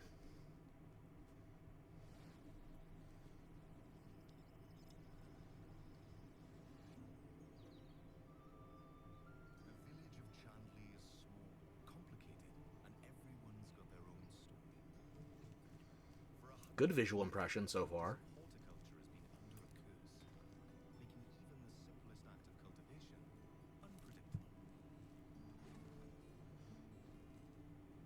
Ah, my trash panda Totoro. Sorcerer steeped in the green and growing arts. Your family's old lodge has been empty for a long time, so don't expect airs and graces. Chandley may be small, but it's thick with secrets, and set in its ways. Is it ready for the return of a mandrake? The Mandrake setting is based on British history. That actually has my curiosity. Let me see here. Steam Mandrake. No demo, no release dates. Fail Better. Let's see. Have I tried any of their other things? Sunless Skies. I have not. Sunless Sea. I have not. Mask of the Rose. A Marvelous Romance with a hint of murder, where every playthrough is different. No. So I don't know these devs at all. Folklore. For research, we walked in a temperate rainforest and visited an ancient coal mine beneath the Forest of Dean. It's a world where overfishing might cause a river to put a curse on you. Then where you'll go delving for bright minerals in Sunless Skies did have some light cannibalism in them. You can't eat people in this one, but that doesn't mean that it's safe. There are old powers waiting. So we can't fight Captain Planet with cannibalism. What's the point? If all of that sounds good to you, wishlist Mandrake on Steam right now. I wishlisted it. It has my curiosity. It seems cute. I might want to try this.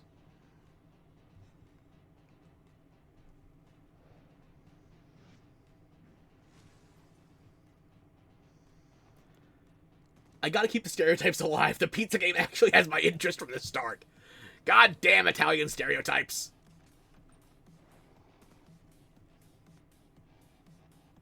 Priorities.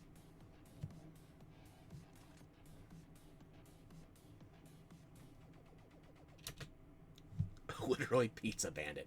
We have seen nothing in terms of actual gameplay. But the vibe is right. Oh no, early access. It starts in less than a week. Soft. They've got nothing else on Steam.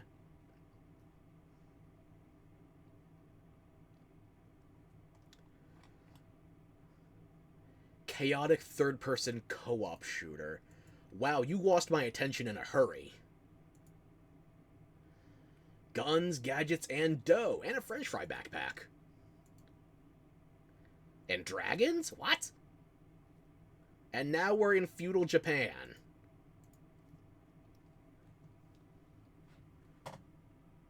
Okay, I've got to admit, you are very much outside my expectations.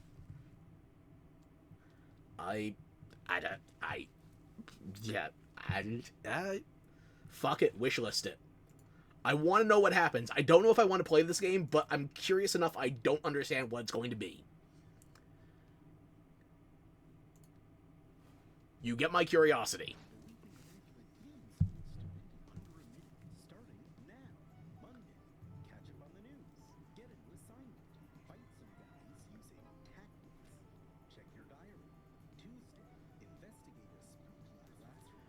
It's an isometric pixel art persona.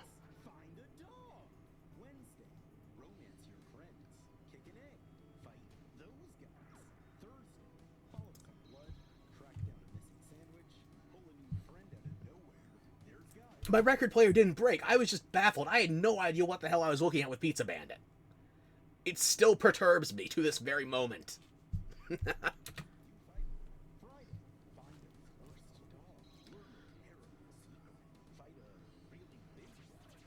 Okay, it's not all pixel art, damn.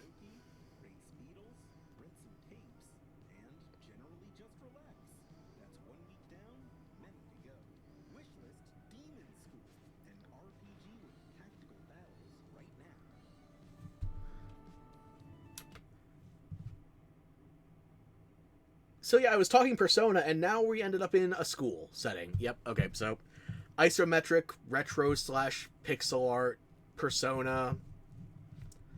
Or maybe the combat's less Persona and more... This one might be a little out of pocket. South Park, The Fractured Butthole. That might be too far, but that's where my brain goes. It's an Obsidian RPG, that's not a bad thing for me. Do we have any more info on it?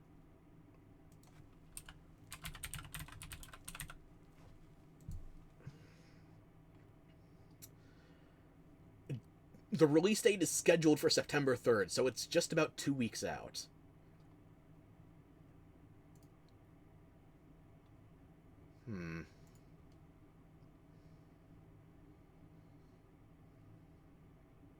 Wait a minute, I know one of these.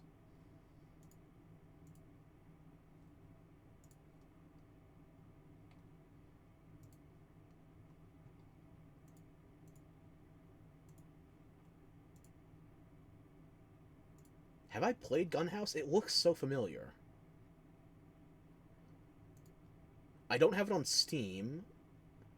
It looks familiar.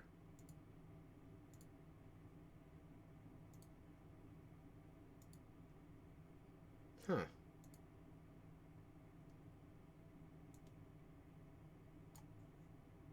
Interesting. Are you tweaking or am I blue? That's a good question. Am I orange? I just changed my eye color back.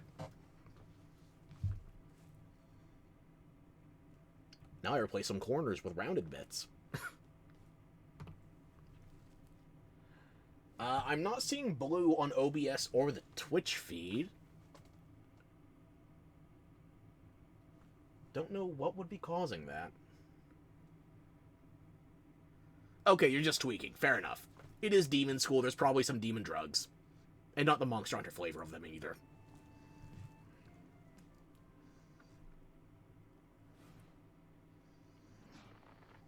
Congratulations on your assignment. You have been selected to oversee a caretaker deployment in Sector 43. Too many chemicals. You go to the Gandalf School of Inhalation? And its sacred directive, the preservation and propagation of the human species.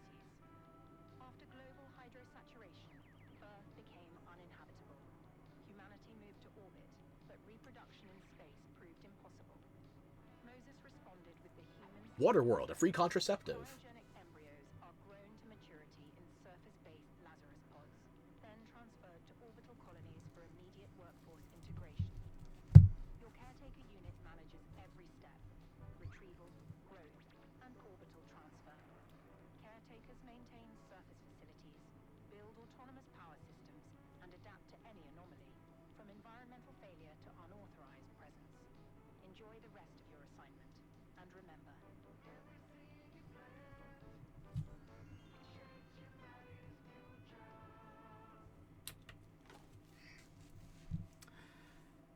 Sperm bank simulator. Well, at least it's not a sperm extraction simulator, although somebody is working on that. Huh.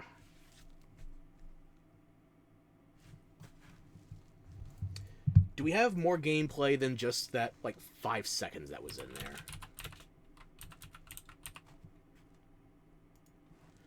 It's another game that's targeting early access instead of a full release. Okay. Coming soon. No ETA. Craft, explore, and battle rogue mechanics. An atmospheric open-world adventure where every discovery and upgrade brings you closer to humanity's rebirth. Excuse you? Look. This game is the one talking about making us basically play a celibate cuckbot. So, whatever Japan and South Korea are doing with their, how do I put this politely, haptic simulators, that's on them, not me. I don't choose what news is out there. I just stumble onto it and I'm baffled along with everybody else. And somewhat impressed. But then again, they want to go so lifelike, and I'm actually pro-clanker. Give me the more mechanically inclined options. Give me the fridge from Atomic Heart, damn it. Actually, I wouldn't go that far. But give me something in that vein. Can you still quit? You don't think you can live on this planet anymore. Well, it's the only one we have as an option presently, so... It's a one-way trip if you want to leave. You're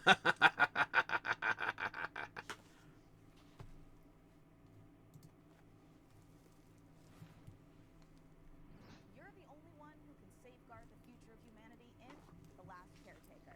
So, you know, no pressure or anything. Hey, Sean, what was that?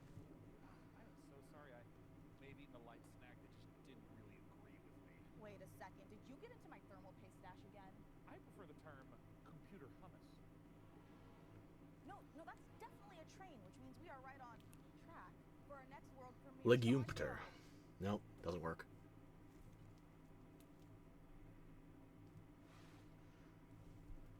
Now, how much of that is ranch versus how much do you think they actually gave them thermal paste? Just to see what they do with it.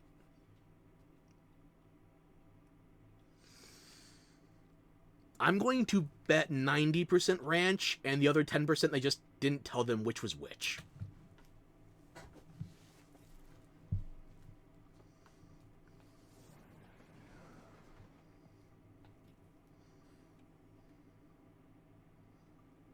Evil. Well, it's day 9. He's a funny guy, but you gotta play off of him sometimes.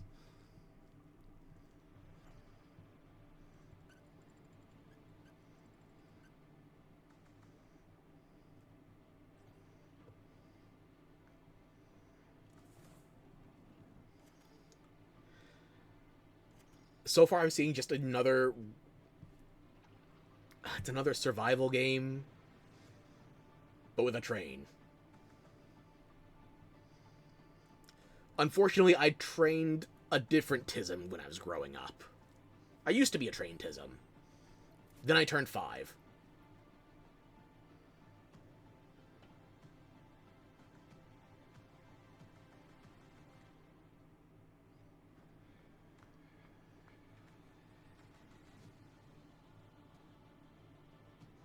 A proper mobile base, okay. You're doing more than Fallout 76's so far. As long as it's on airplane time, I should be fine. Railborn. Ugh. Can I rail against that title for a moment? You know, and I don't care enough about the game to actually waste any good insults on it. Let's keep moving. Chug along, shall we?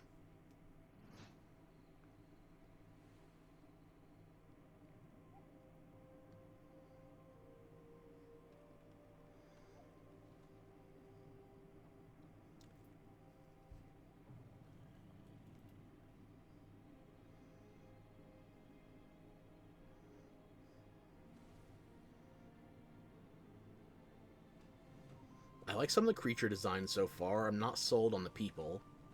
And the environment's not too bad.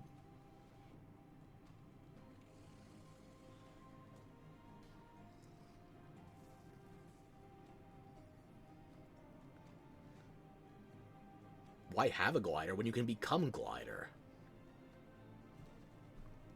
I went to this third-person co-op survival game and all I got was harpies. Voyages of Nero demo live now. Let's see if it's still live.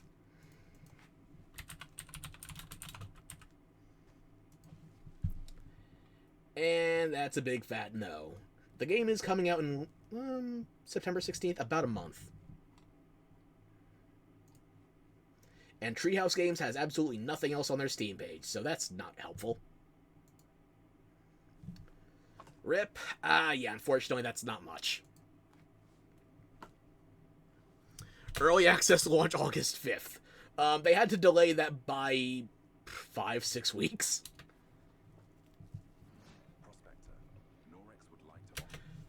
I just realized we're over halfway through this, and I actually had more interest in the Future Game Show. I talk shit about the Future Game Show. PC Gamer's going weak so far. We have some dirty work we need you to take care of. At your own risk, of course. Keep your mouth shut, and you'll be rewarded. Want to hunt monsters? Join Ferox. You want to hunt monsters? Play Monster Hunter Wilds.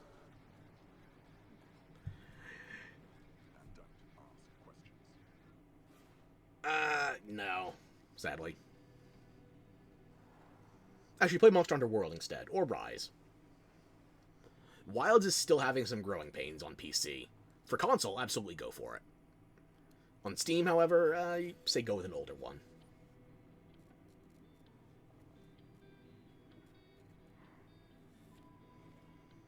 Oh boy, another car PG.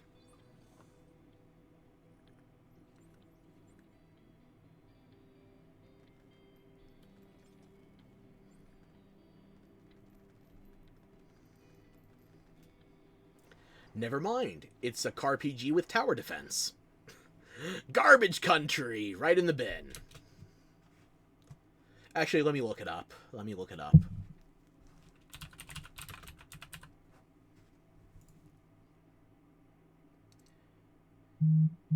It's coming out in the first half of 2026, but we don't have a specific date yet. Noyo?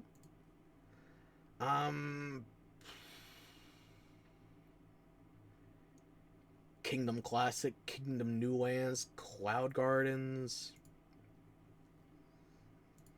I mean, I have Kingdom Classic. It's not bad necessarily. I do think it was a bit overly simplistic.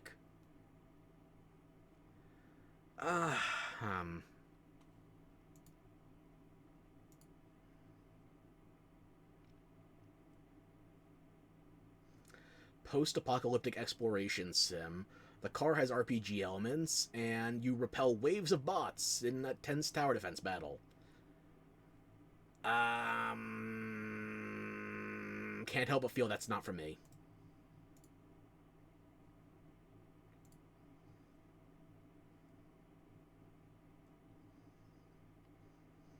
Also, I just want to let you know I opened Twitter while I was getting back from the Steam page. My Oshi is live right now.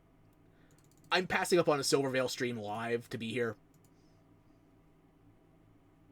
I have sacrificed more than you can imagine. Let's keep moving. So, you're good at building PCs, but can you build other things? Like a car? No, frankly. I can't build a car. What about, like, winching systems? Thank you for the headbats. You appreciate my sacrifice. For example, a lake? I mean, maybe I could put together... Say a car was in a lake and you needed to winch out. Could you at least build a ramp to make the winching a bit easier? Is that something you want to tell me? I drove your car off a ramp and into a lake. But I only did it to put the fire out. My car was on fire? There is no point in jumping a car off a ramp if it's not on fire. Is there any good news to the story? Yeah. Just check out this ramp. You should install these before you start shopping for a new car. Ooh, that's the Corsair... Poor baby. No, my sacrifice means nothing. True, I'm gonna watch her VOD later. Build at 6,000 mega transfers a second and with low latency. However, we've also stuffed... Though I am going to miss out on the live interactivity. Enhancement kit. That's a pair of dummy sticks that look the part but don't actually contain any memory chips. This is a great solution for an AMD... An Oshi is something sacred. It takes priority over whatever they're yapping about. By trying to make a pun out of RAM and making it into ramps. Case which offers thermal optimization for its central GPU airflow that sits within a dual chamber design. That sounds like the perfect hardware combo for anyone looking to frag your cars, explore... I didn't see the R in frag for a moment. Why not check out this exciting upcoming game?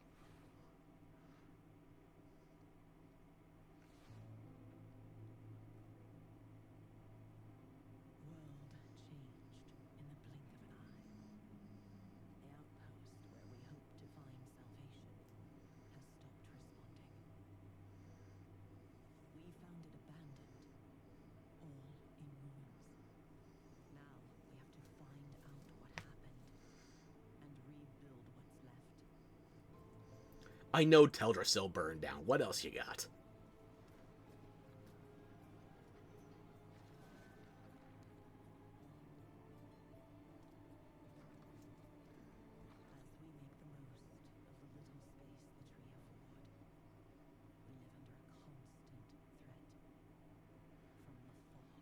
Oh boy, the treehouse elves are getting invaded by the Keebler elves. They're about to get cooked, or cookied. Some of this art looks baked as well. Not half-baked, at least.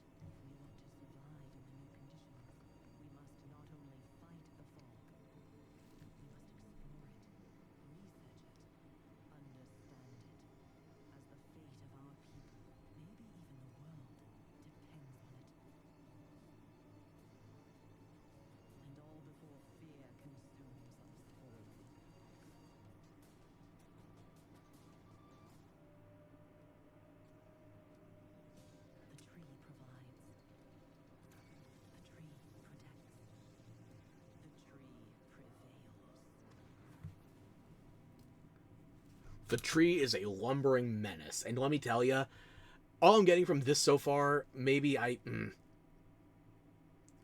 Dark Switch. Okay, I'll look it up. But my gut is telling me this is basically just SimCity from a squirrel's perspective.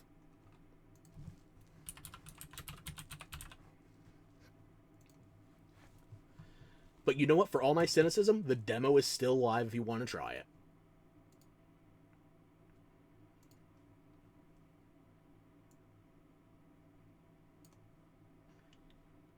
So that's more bravery than I'm seeing from a lot of these devs.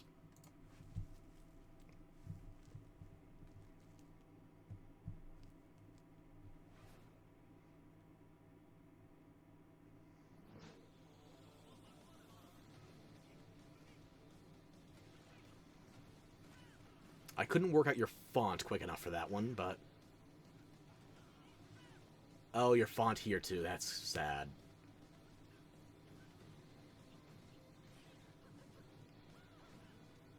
A non-graphic design... Yeah. words. A non-graphic designer would actually look at the gameplay.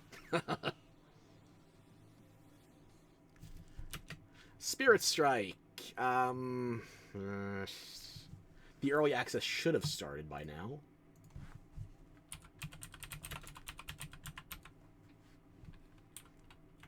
Was that all one word? Spirit X Strike. Okay. It is reviewing fairly positively. 80%. 80% for both recent and overall.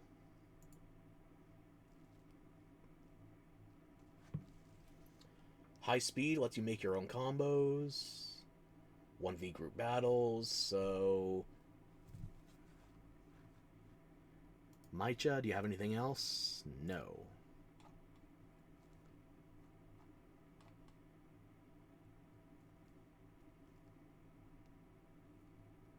So adding new practice stuff, I guess training room, new game plus, and frame rate limiters? What?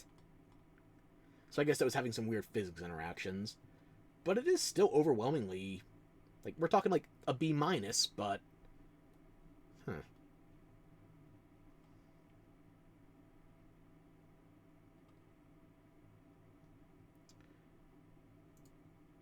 You know what? I'm going to look this up later, so I'm actually going to put it on my wish list.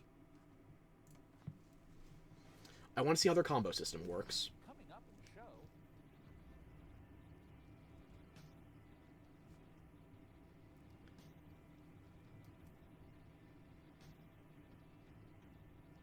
You can't just put Ultra Kill in the middle of that.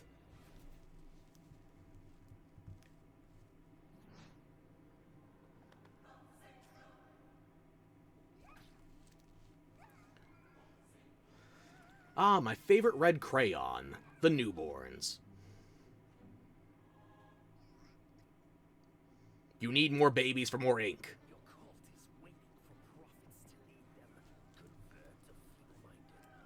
Delicious.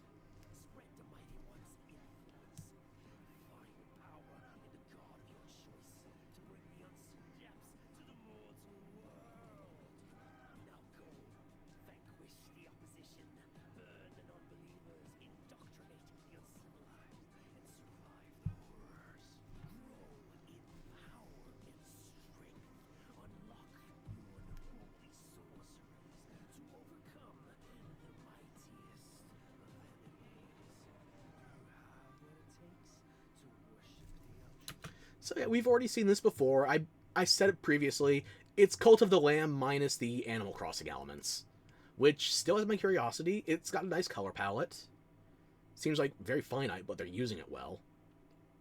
I've already marked this, so... Worship.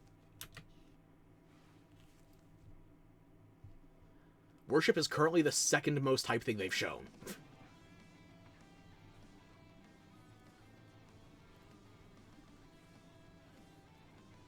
Two colors, wow. Listen, you don't have to use the entire goddamn rainbow to impress me. A Tarantino poster usually just has a splash of red. Worship also had purple. And pink. Restrictive can still be good. You just have to know how to use it. And the blood from your infant clergy members, that's always a good start.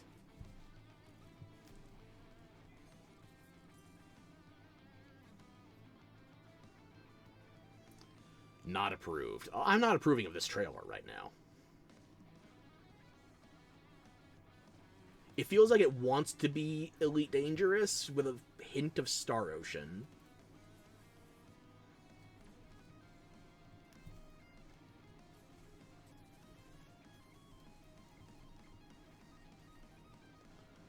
And their cell shading style, is not hitting. Stars of Icarus, you flew too close to the sun. It looks like shit with respect. I'll be more disrespectful.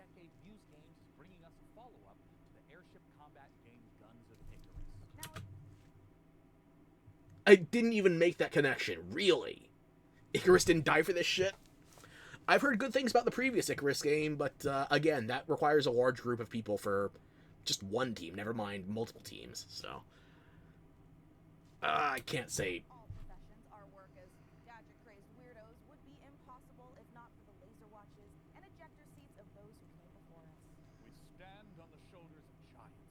crafty, unhinged giants. Which is why I am pleased to present, in an attaché case full of throwing knives and tear gas canisters, the latest intel on Bond. James Bond. So we sent our secret agents to see what's happening at IO and Oh boy, we really need more info on James Bond Jr. You know what? I'm going to follow the alcoholic's advice here and just start drinking immediately. Couldn't have told me a hydrate warning any better.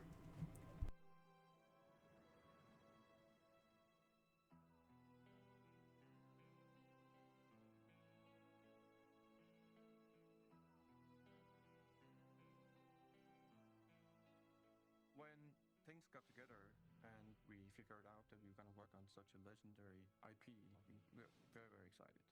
It's a huge opportunity, and also the fact that it hasn't been a game 14 years just adds to the excitement. And there hasn't been a good James Bond game since the N64. A movie tie-in game, no less. You ever think about that? GoldenEye was a licensed tie-in game released on the N64, a controller that assumes you have 3 hands by default. And it is still the high mark of James Bond video games. Think? What's that? Is it edible? I don't know, it's clearly an alien concept.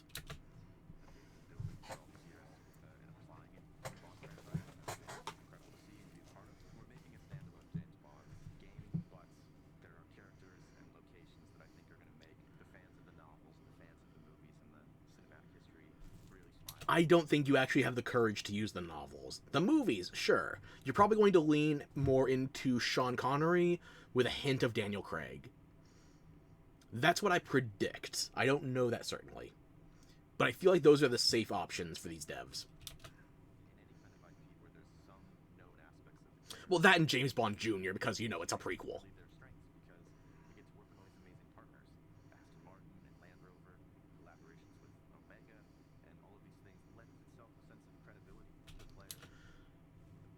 Product placement equals creativity. Now, I'm not a car guy. I'm not a watch guy particularly either. I still own one, unlike a lot of people in my generation, but product placement does not equal credibility. I don't know what IO is smoking, but clearly they need to roll down the windows before we all get hotboxed. Old ass. Yes, I am. I've survived this long, and I'm taking you all down with me.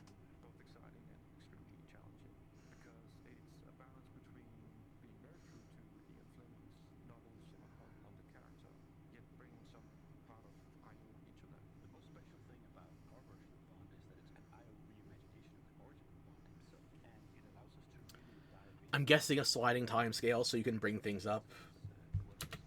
By the way, what's my take on pocket watches? Yay or nay? Like, in terms of using them, I don't use a pocket watch. In terms of aesthetic, I can enjoy them. I prefer the convenience of a wristwatch. As far as pocket watches go visually, I used one in a Halloween costume some years ago. Okay, good. I gave that watch away, too, now that I think about it. I think I gave it to one of my in-laws. I used it for one costume, and that was enough. I didn't like wearing it. As far as my pockets are concerned, I have my phone, my wallet, and my emergency medication. That's enough stuff to be carrying on my legs. Anything else, I could get a satchel. I could go full dad mode and get a fanny pack.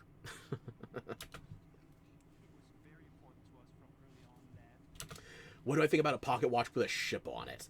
I don't think I could tilt my sales towards that, unfortunately.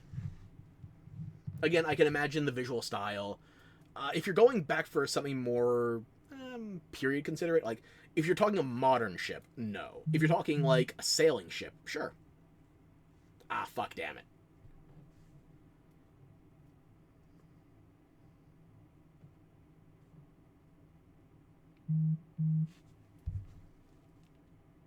Okay, never mind then. I enjoy pocket watches, visually speaking. If it was like a display piece, or it was on somebody else, I could enjoy it. It's just, for me, I can't see it. If you're gonna make a pocket watch of a modern ship, like, I don't enjoy the modern naval craftsmanship. But if you go for something more like a sailboat versus like a motorboat, then I see the aesthetic appeal. More so, at least. Pirate ship vibes, there you go.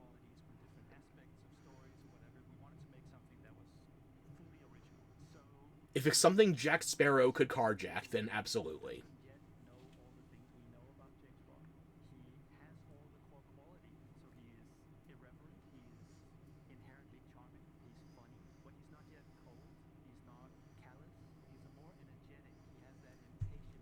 So he's not full on Daniel Craig depressive yet. Also, just for aesthetics with a paper blank notebook. There you go. Yeah, that's fine.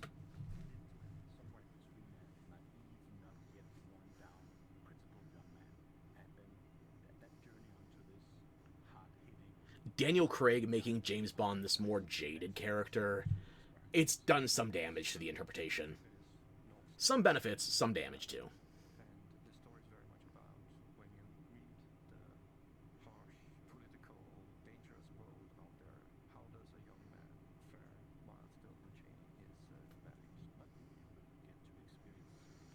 Also, again, if you're going with the Ian Fleming inspirations, if you want to set this period appropriately, I don't know if IO has the balls to actually set things in the like mid 20th century. They're showing off a lot of sensibilities that feel more like they'd be late 20th, early 21st century. That's my vibe. Again, I don't know. They're treating this as a prequel. This is their own unique thing, but I'm just going off my impressions.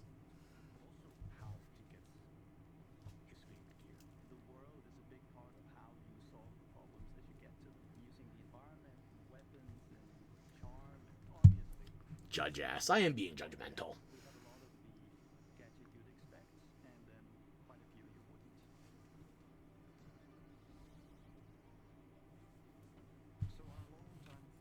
Look, this is one of the reasons I'm being judgmental. Hitman. I used to love Hitman games. I think I still have my PS2 Hitman games somewhere around here. I don't play modern Hitman anymore because they tried going the live service route. Not one for one, they still sell you a box copy up front, but then they have DLC, and then they have limited time online events, and then they have stuff that's like a limited time online only celebrity bounty. It's like, I think Conor McGregor was one. It's like, would you like to put this wrestler in a chokehold? Probably. Would I like to do it on my own time instead of relying on it being your servers, your interconnectivity, your branding deals? I'm a little harsh on IO, I know.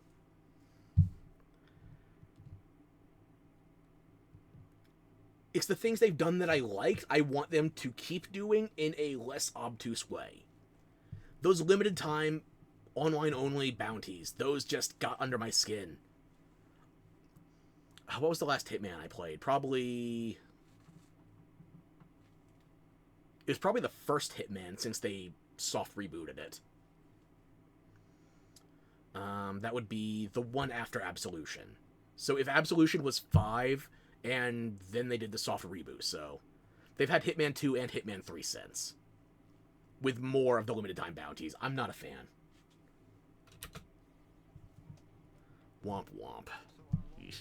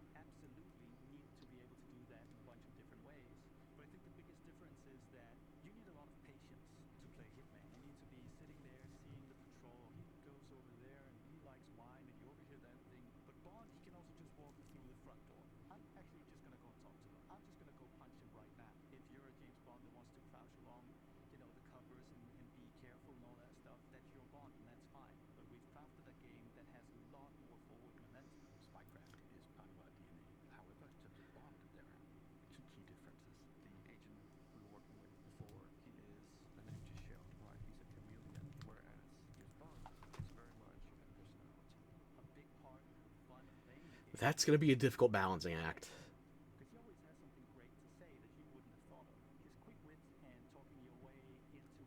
The context sensitivity of that wit is also going to be very curious to observe. I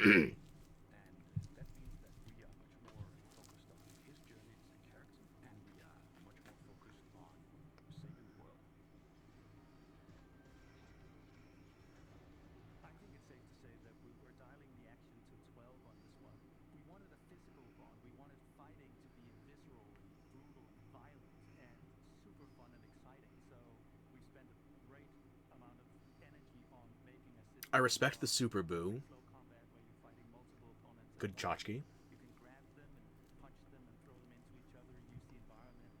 We really made strides at upping the dynamics and the kinetic feel of the combat, be that in melee combat and shooting and the seamless in and out between that. It's very, very exciting. We as a studio and as a team have evolved a lot to do top class action, spectacle moments and spectacle situations, all interactive. The situations you get into are absolutely... Because until we've got it in hand, I feel like it's just going to be a Hitman-flavored Uncharted game.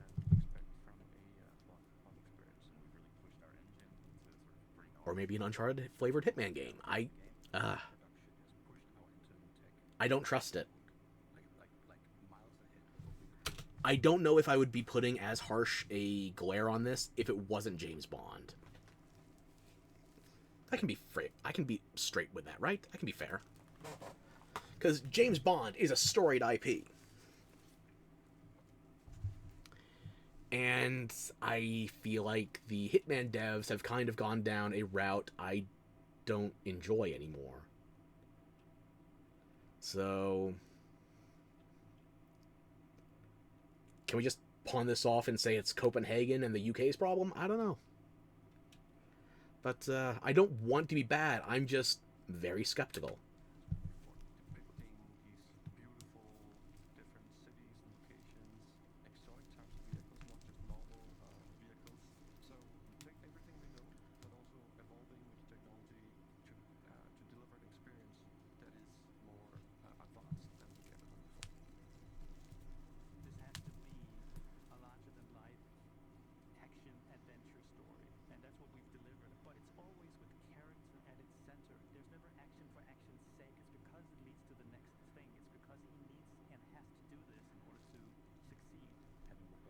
As far as extended spots go, I think this is better than Den of Wolves, so I can say that positively.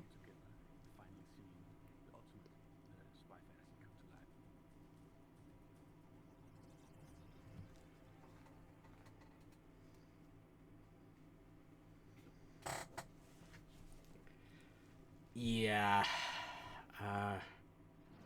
I've aired my concerns. What the fuck am I looking at?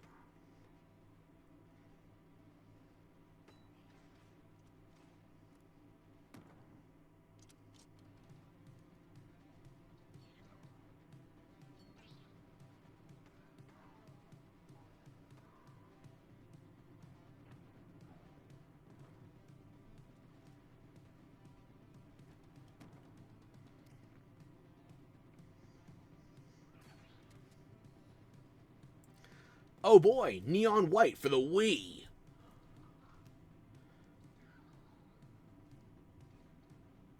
The shadows are actually too much for a Wii, actually.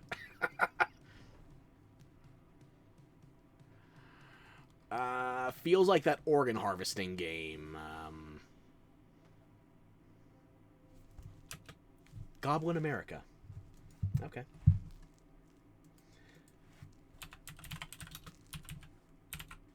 It's got a little too much, how do I phrase it, artistic flair. That's me trying to be polite. Gil Lawson. Sounds familiar. No. No.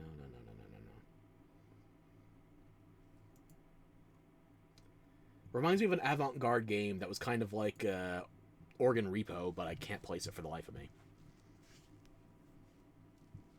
Demo is still live, though, if you want to try that for some reason.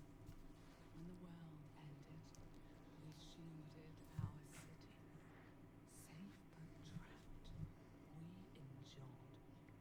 Until now, until you, time traveler, only you can shatter our chains, guide our armies. Are we sure it's a time traveler, not just a Tauren? Rebuild what the enemy shattered and restore the light. So it's going to be a survivors-like tower defense game? Of Bastion still whispers. Never fucking mind. power waiting to be claimed. Together, you are legions. Not even the hordes of the Unraveler shall halt your advance. Your Is this just a MOBA with extra steps? It's a MOBA that pauses to let you pick your equipment. That's what I'm getting from this. Ever Siege, Untold Ages, Ever Abandoned, because I'm going to drop that like a hot potato right now. If it feels like something's been implanted at the base of your skull, that's because there has. It's in your best interest to listen to me.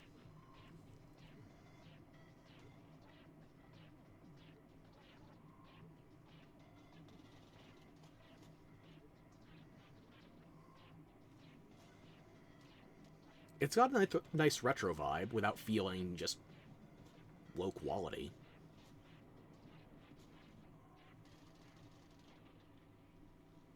Good work. Head back to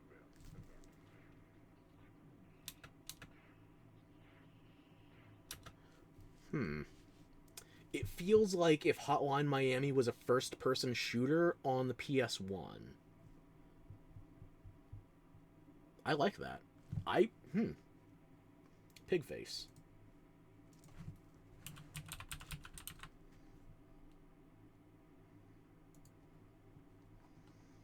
And the demo is still live. They're still aiming for this year, but we don't have any additional information, so... hopefully we get something else out of this.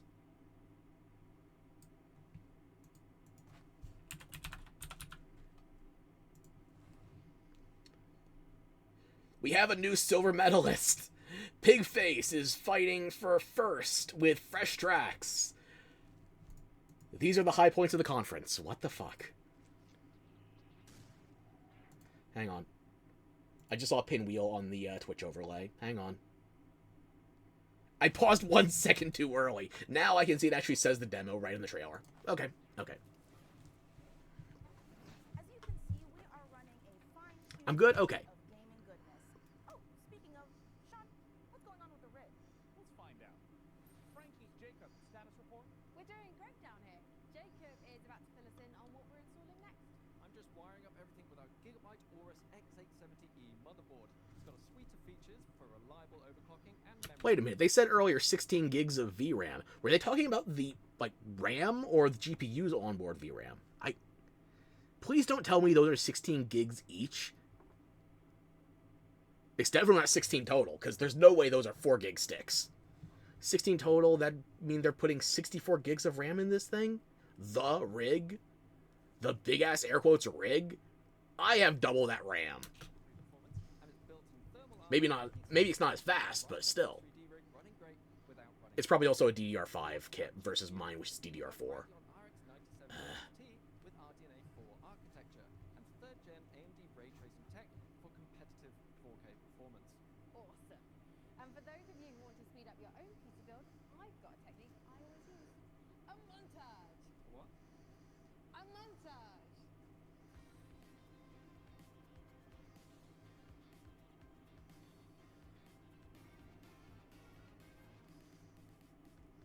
Oh, a montage. Right. Great idea, Frankie. Freeze frame high five? Freeze frame what? Not gonna lie, I'm starting to get a little bit worried about the rebooting, but oh, perfect. In the meantime, here's some new tech for you, or should I say, some new Terra tech.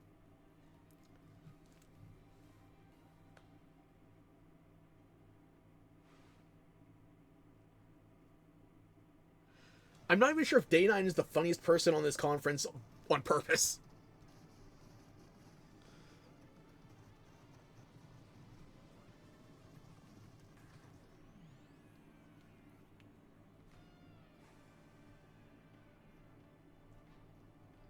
So, Besieged crossed with a Survivors?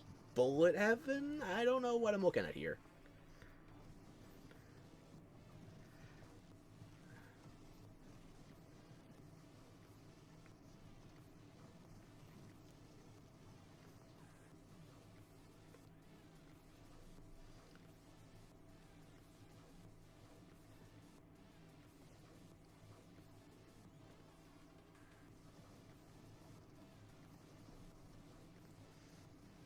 So if the gummy ship decided it wanted to go postal, and immediately got surrounded. Terratech Legion. Okay, let's see if the demo's still up.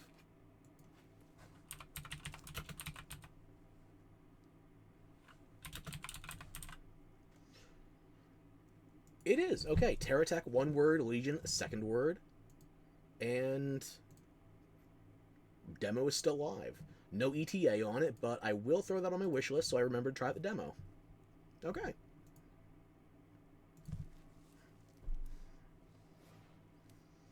Now what else do you got?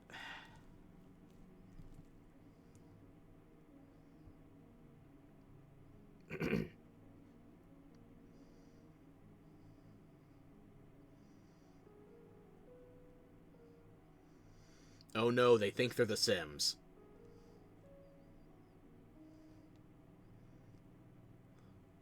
More up close and personal, cell shaded, cozy, modernized Sims. Yeah.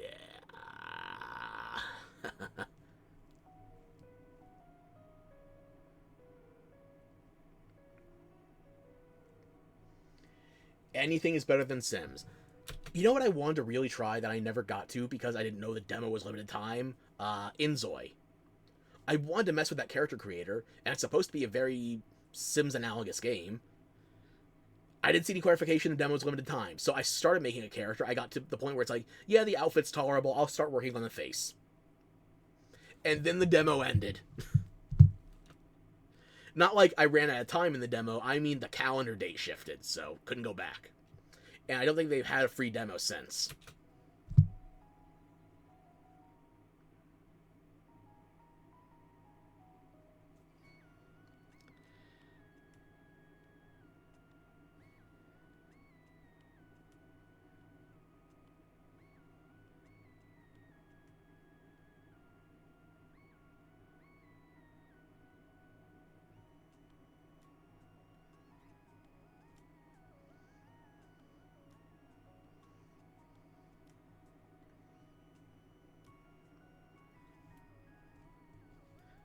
You can zoom in as much as you want, but you're not showing me anything I want to see.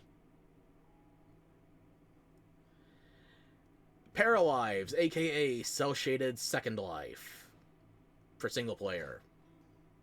I think it's trying to be cozy, it doesn't work. Another survival crafting game.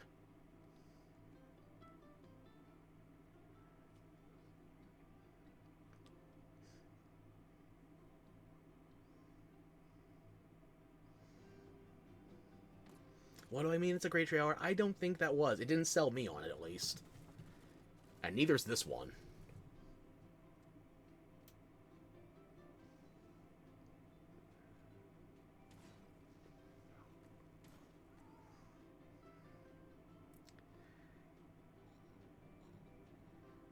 Gotta have green characters glitching out, because Matrix means technology.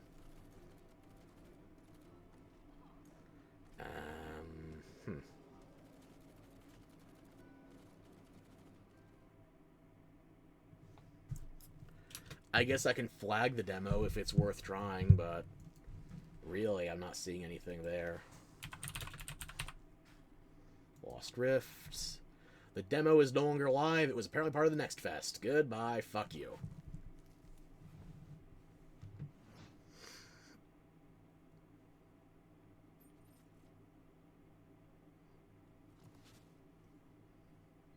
Oh, I didn't see you there.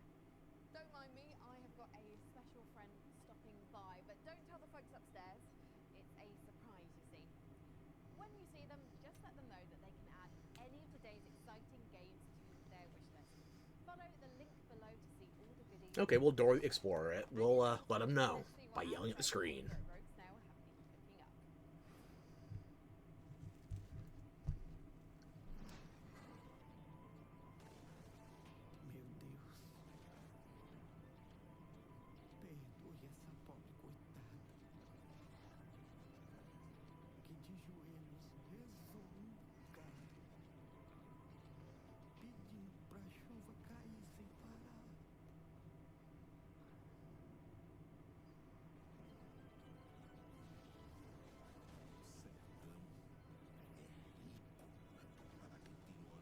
Exile-like? Motherfucker, it's an ARPG. Exile-like. Keep moving. Roguelike, okay.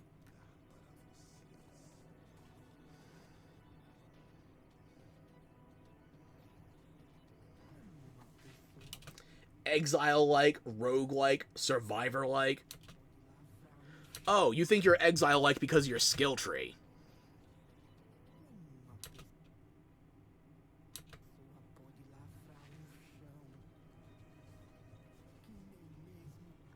And your storage system.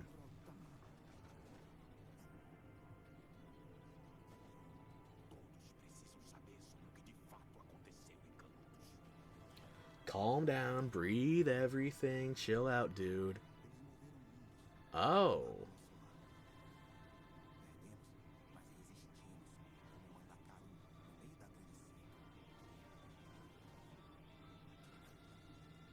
Hell Clock. I'm 90% sure I already have this bookmarked.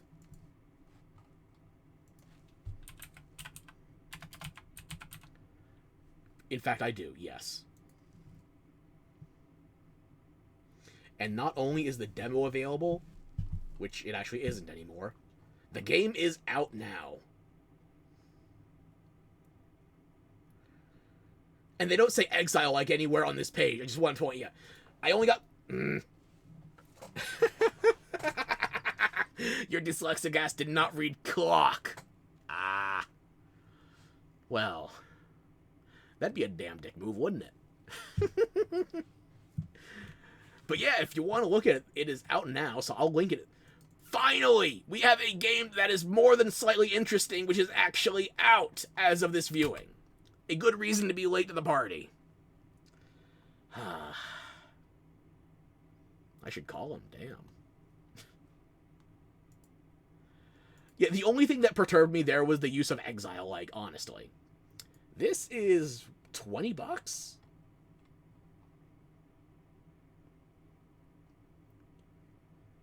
And for reasons I don't... Hang on. Step into Hell VFX? What is this?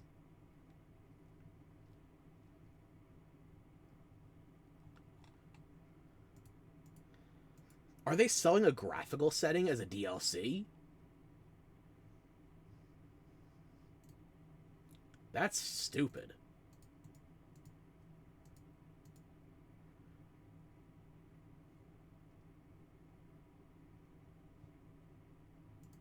It was part of the supporter pack, but why in fuck would you have a VFX for $5? They had to charge something for it because it was a supporter pack, but whatever.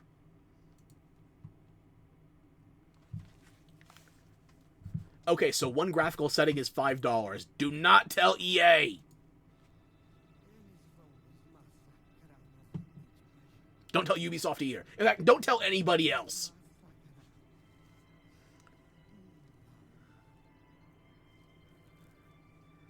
And they actually made the release date. I'll be fucked.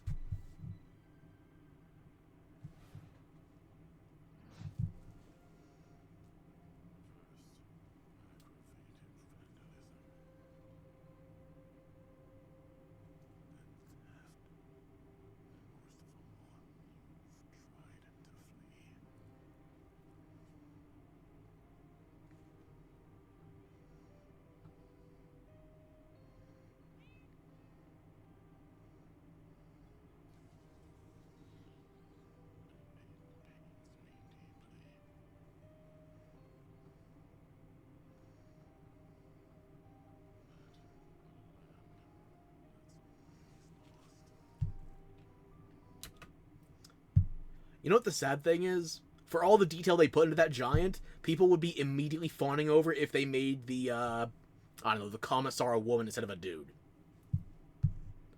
People would want to game over it. So I guess they had to make it a man.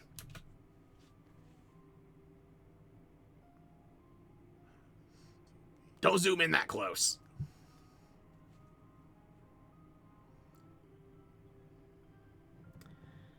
Yeah, not for me. Although I'm sure somebody wants to crush on it or get crushed by it.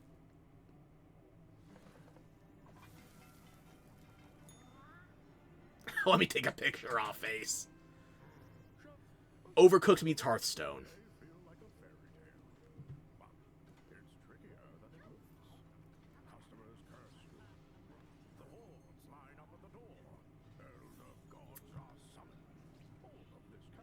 That could actually sell me, because I like Overcooked and Hearthstone.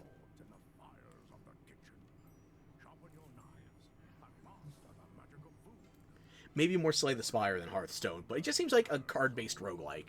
That's the jumping off point. Meets Overcooked. Arcane Eats. Alright. Hey, don't call you out like that.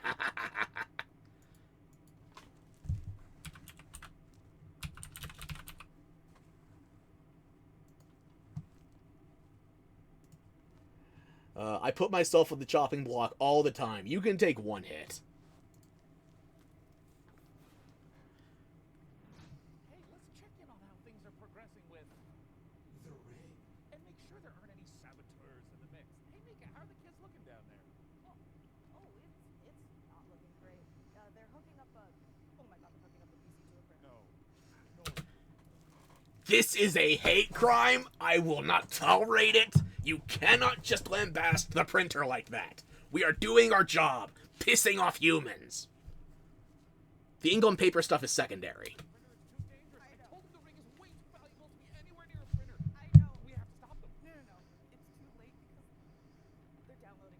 You think that can stop us? You have no idea. Compatibility is not derivative of your software. It is based on your fear, your anxiety. We are a lesser evil, but we are still far beyond you. So go ahead. Download that driver. Install it. Plug me in. And let's get wild with it.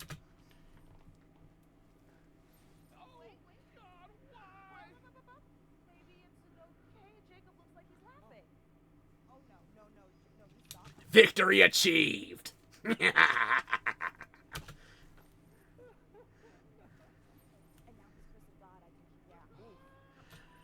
There is no God here. Only canon. HP. Never! We will always take more. Your sanity feeds us.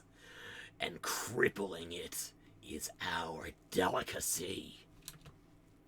Well, while our team does some troubleshooting, let's take back the post-apocalypse from hordes of mutants and co-op roguelite Gun Touchables.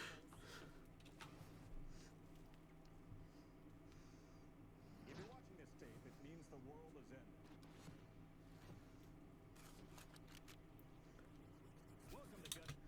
Okay, I'm getting kind of mental hospital core right now. I am just living my character. Unfortunately, that means I'm going to be a disaster for everybody involved. It is the printer way. It's not a game, it's a state of mind. It's about having such a cool gun, you're untouchable. That's why they call it Gun Touchable. Collect crates in the wasteland to help you kick more ass. But your enemies are getting upgraded too, and that's where things heat up. What'd you think CMYK stood for? Certainly mind your kinks. And this one is not getting straightened out. Don't kill yourself. We still have about 40 minutes to go. So get ready to blow stuff up, and smack stuff with a shovel, and shred stuff with a bone saw, and snipe stuff. Survival is about sticking together. It's about getting badass guns and even more badasser upgrades. So Fall Guys beans think they can be Borderlands pro tags. Pound you in a hamburger meat. There's only one way to survive, and that's to become Gun Touchable. Coming to early access on June 17th. So the early access is already out for this one. What do we have in terms of first impressions?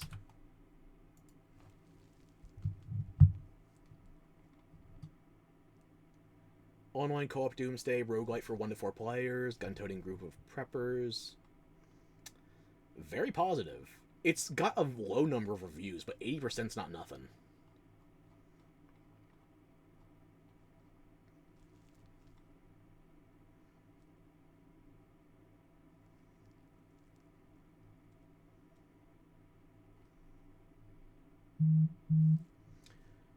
So people are talking about it being worth it for $5. They're a couple hours in. It's good solo and better with friends. That's good to hear.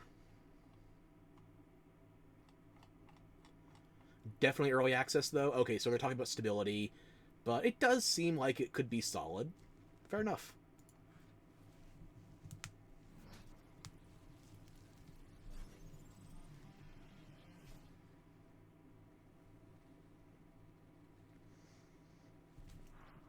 There's a limit on how many PS1 core games I can do, so you can't all go with the same vibes.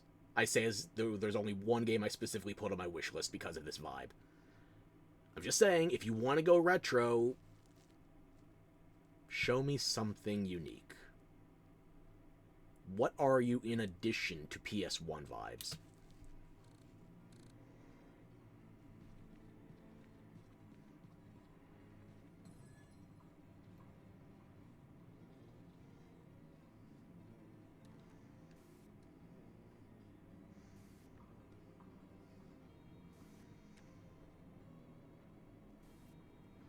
Okay, you're MC Escher light. Maybe not so light. I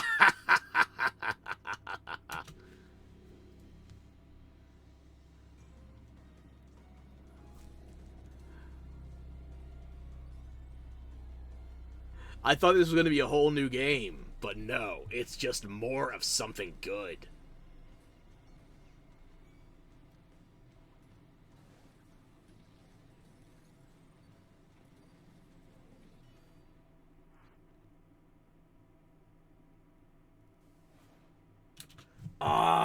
Let me look it up.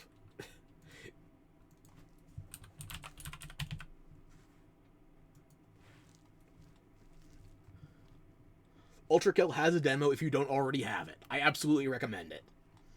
It's a game I really want to play more of. I'm not seeing any news on the latest thing. Summer 2025, they're still teasing it.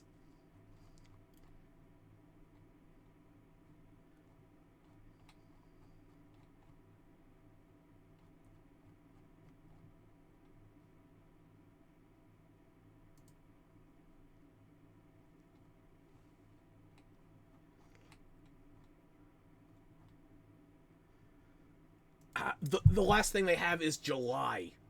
July, they have screenshots of it. We still don't have the new update yet. Oh, thank you for handling that bot. I was too busy looking at Ultra Kill. Thank you very much for the bot. Getting, well, swatted. Maybe not that exact word. The bot getting crushed. Debilitated. Deliberately obliterated.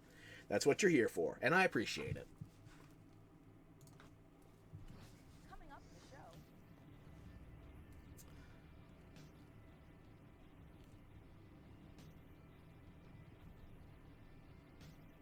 More. This is the third time they've had trailers for the trailers.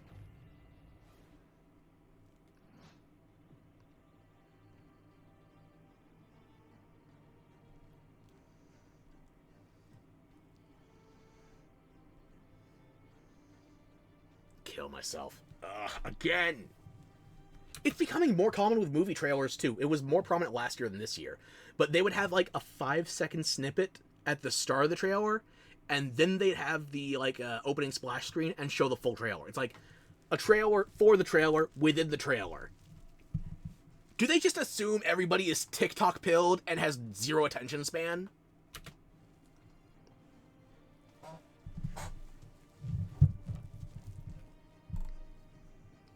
Yes.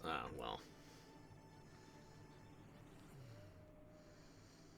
Stadio, Haven Tower, or Haven Tower. And this is the Superhero Dispatch Network.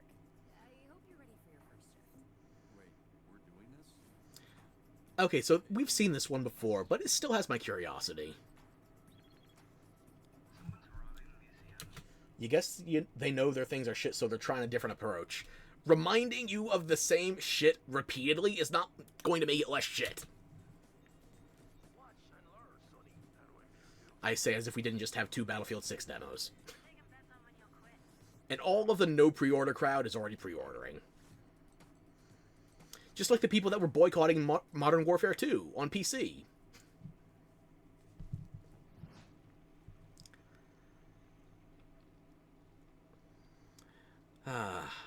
Is it mess off or mesh off? Because I don't think your meshes are on properly with that kind of look.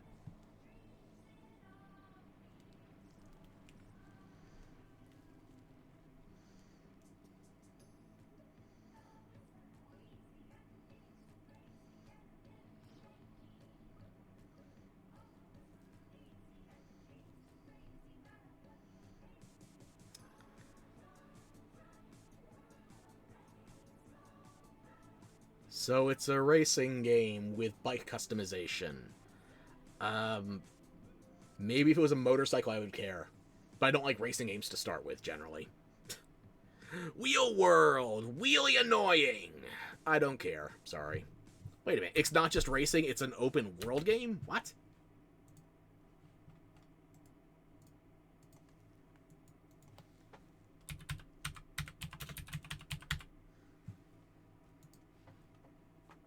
And it's out as of last month, too, so...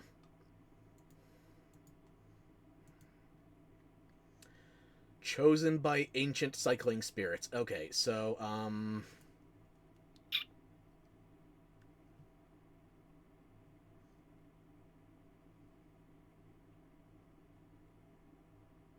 I don't know if I've played anything else from this dev.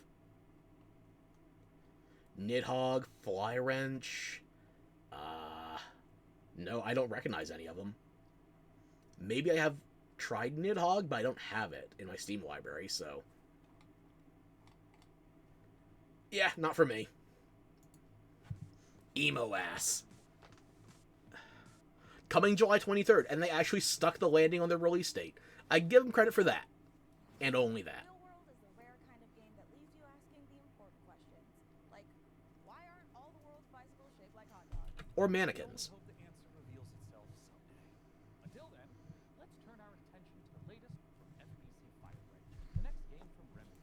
And if my tracker is working properly, it looks like cranking that up with the Bureau. We've seen Firebreak before, and...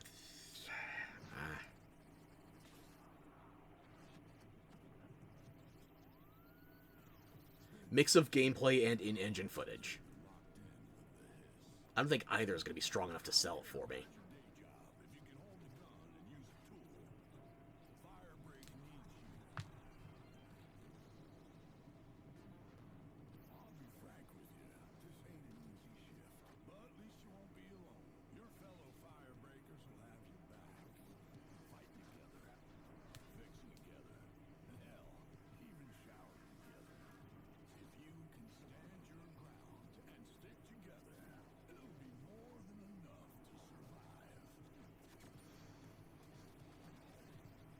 Someone needs to defend those post-it demons from these firefighters.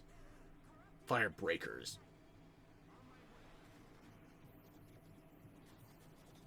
And I guess a Squid Game reference with the red light, green light.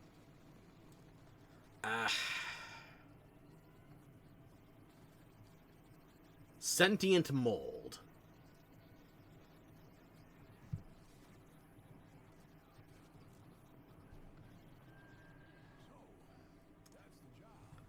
Well, I could use a break from that trailer and fire whoever made it.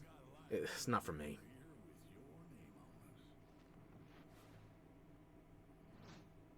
That trailer was absolutely epic. Delivered on all fronts, but it did take me back to my student days. You know, it was absolutely epic. The Epic Store can keep it. Traffic lights and the slight feeling of regret in the shower. What have we signed up to? Mike Kayate is the game director. Did you just disintegrate a post-it guy, too?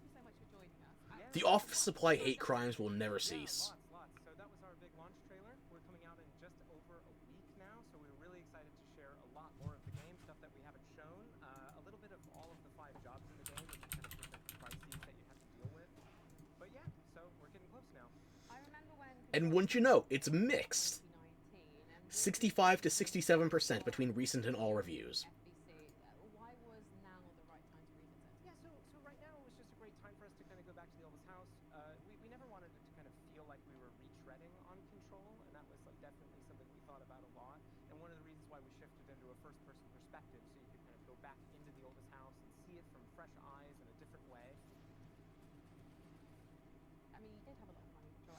Even the positive reviews say it feels like a low-budget project. Holy shit. Are there any non-backhanded compliments in here? And this was a really big challenge for us because, of course, Control was very moody and atmospheric and very like horror tinged. But of course, it did always have that little edge of absurdity. And speaking to that, this is kind of like why we leaned into that more absurd angle because Control was very. Another positive review. It's light on maps and missions at the moment. Where's the praise? How do you even have 60%? We didn't want to totally like betray that franchise, but we did want to take those kind of recipe components and just flip them around. So we keep that kind of edge of like. The other reviews are a bit too harsh. The game is fun and the missions are interesting. It does need a bit of work and attention. Motherfucker, how did you get a 65? Hydrate, okay. Hydrating it. There we go. You know what these firebreakers needed to fire their hoses into? My gullet. Ah.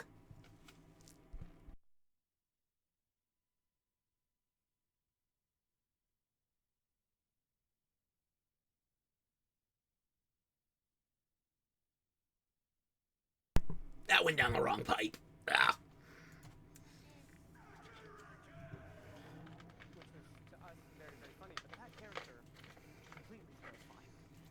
You turned Post-its into mold. I'll never forgive you. I have 4 stacks of Post-its right next to me.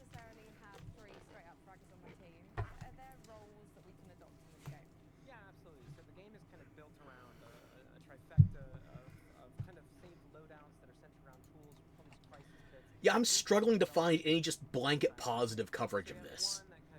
Fun when you get the hang of it. So this is from Control, right? Remedy? Control, Alan Wake, Max Payne, Quantum Break. Well, maybe Quantum Break's not a great selling point. I didn't hate Quantum Break. Post-its, the standard ones or the aesthetic ones? All of them.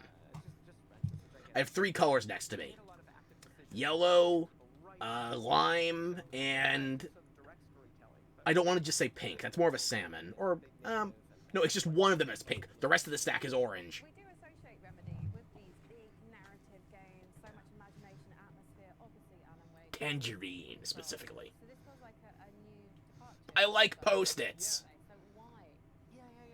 And to be clear, it's fundamentally The boring ones, then. Not all Post-its are created equal, but I love them all equally.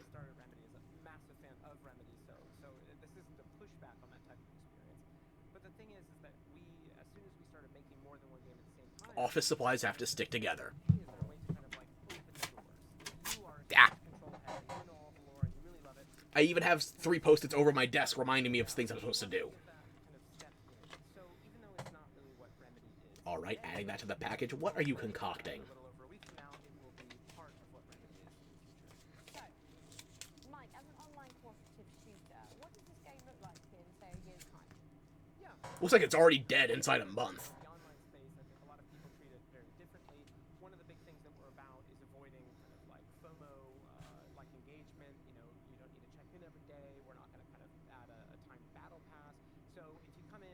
I'm already hydrated, don't you worry.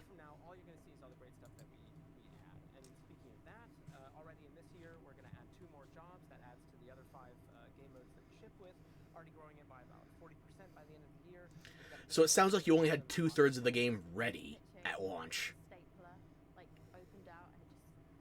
Okay, I have news for you. There's a stapler in the game. I'm a genius.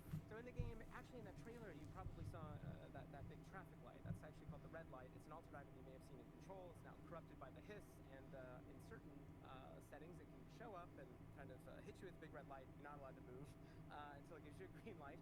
There's another one, which is the stapler, which if you are a super Control nerd, you might remember from some of the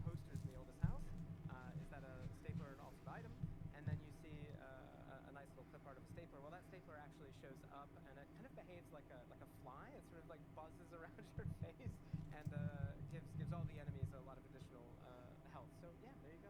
Where can we sign up? Yeah, lots of ways to play this game. Of course, we're on all the major consoles, on Epic Game Store, or you can For head over to $40, by the way. Airing today. It comes out June 17th. Grab your friends, and we hope to see you there. Well, go on then. I stand corrected. 2 months. It might have died sooner. $40. $50 if you want the deluxe edition. And nobody seems happy with it. Hey, didn't we cook up a few trinkets for FBC personnel at some point? I mean, we offered, but spy gadgets just don't hit the same way when you spend your whole day working with evil typewriters and turn your bones backwards. Yeah, you know, that's a fair point. Well, up next, if you've been looking for the perfect excuse to wear a toga, and who hasn't, here's a look at Ubisoft's next entry in the long-running strategy city builder, Anno 117. Never been an Anno guy. The closest I've gotten would be Anno Mutadium or Mutonium. It was a completely different franchise, by the way. 2D cyberpunk game.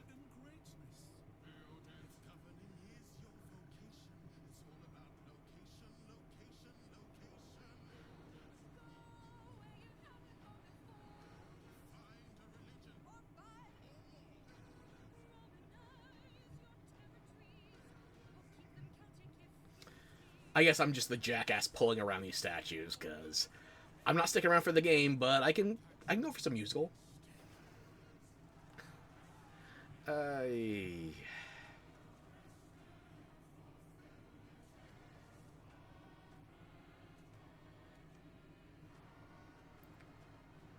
Not my kind of strategy game. It's coming out in about 3 months.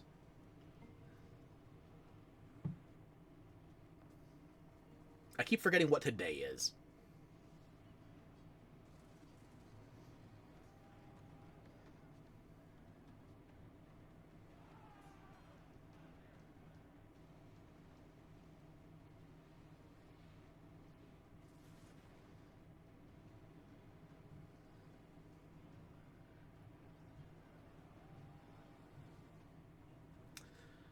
Better naval combat than Skull and Bones, another Ubisoft game. Anno's not for me, but if you like it, that one seems solid. Oh, baby steps. God damn it. What's up there, though? Nothing. There's a tower. Yeah, that's it. When you get to the top of the tower, what's there? It's like a top of a tower. Do you want 3D QWOP?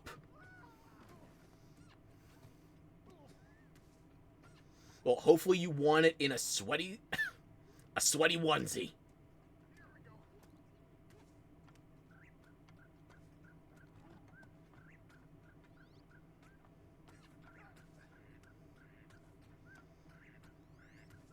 Oh, come on. Ginger, please.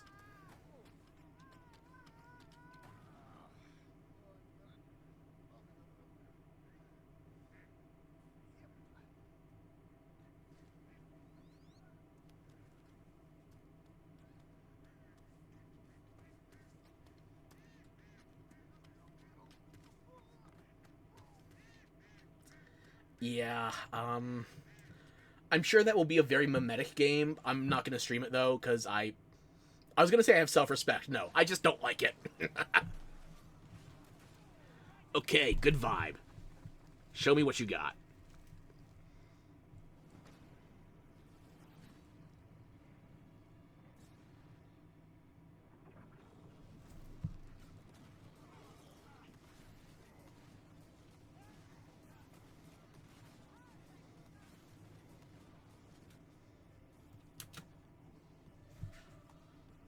Dark Tide Arbites.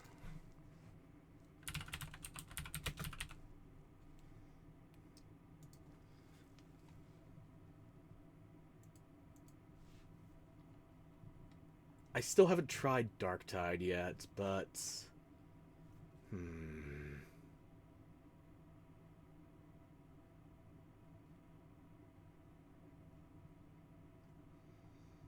Wait a minute, wait.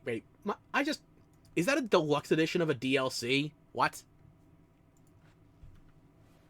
Hang on. No. Explain.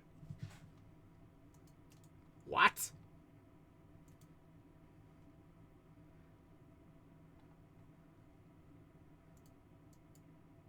It's a deluxe edition of a class DLC. So you're basically trying to go the Warframe route with Prime Access.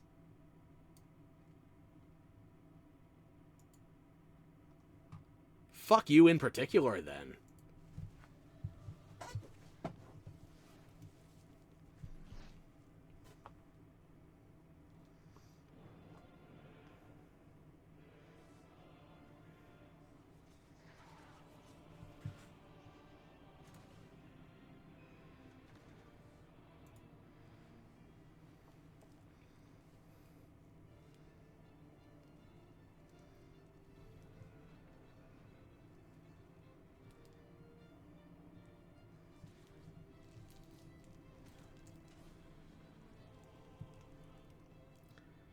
How many times can we put endless in this trailer?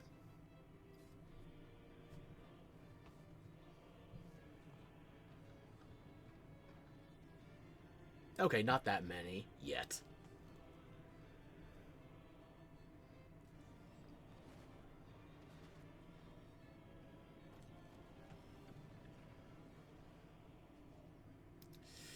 Yeah, it's... Hang on, is it out yet? Let's see if it got delayed.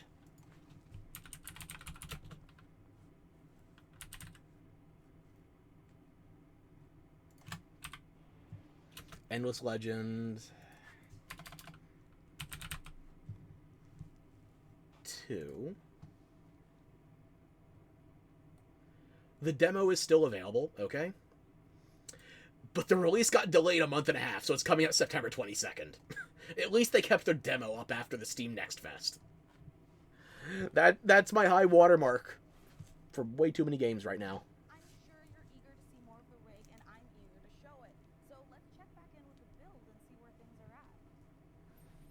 Oh, hi Mika. We have had a slight hiccup. Looks like Jacob forgot the #1 rule of a new PC build. An offering before you start, or computer spirits drink your heart. You forgot the sacrifice? Have to do the sacrifice. Can we scold me later? Alright, I should cut him loose while he's still got blood. Sit still, Jacob. I don't want to hit any important bones. I am loving how no. A printer would have never demanded a blood sacrifice. We only take your sanity. And happiness. And we do basically demand you pay in way too many blood sacrifices for the ink. But we don't demand blood directly, just, you know, your blood, sweat, and tears metaphorically. And will to live. One place at the PC Gamer Steam page over at pcgamer.com/wishlist. My own wishlist is currently buckling under the strain. So many amazing games. And you know what? Not from today. Of amazing games, here's our next world premiere. A brand new game published by Ponkel, the creator of Vampire Survivors. Get ready to go berserk.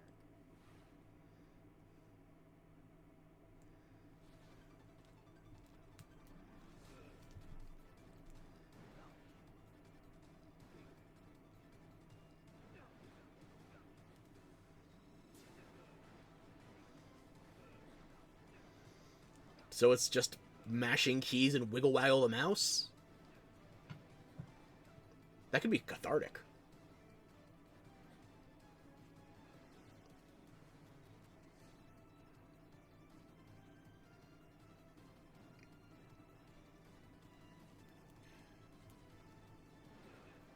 Okay, you zoom in on Warhammer, you tease Berserk,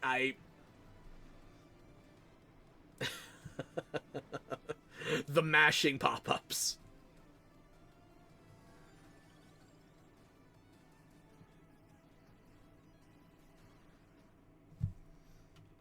Berserk or Die, and it's out now.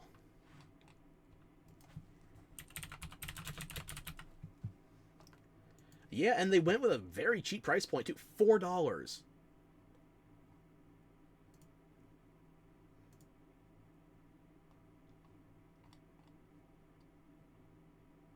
$4, and it's got a 75% positive rating.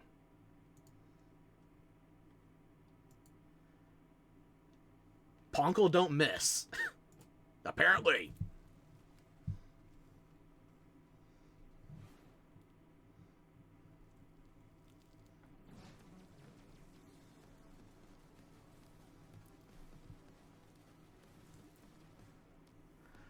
Okay, we got some kind of Sable level cell shading.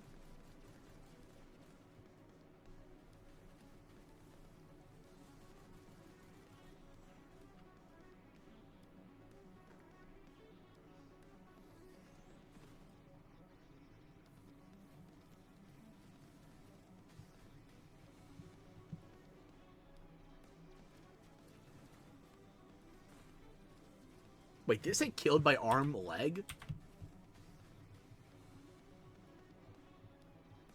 Killed by arm egg. No, that's more and less confusing than what I thought it was.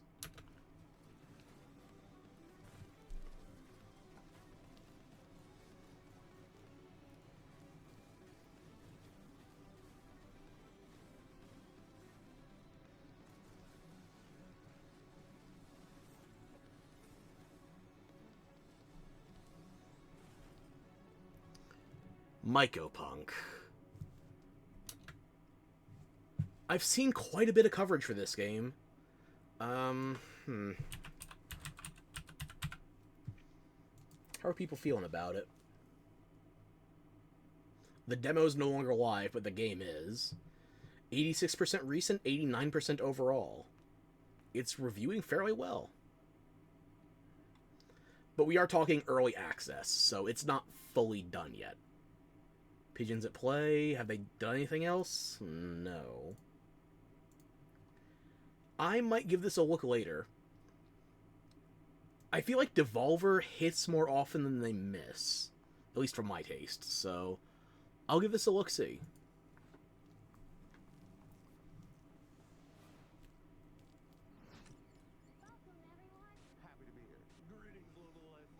Finally, some hardware aside from the rig.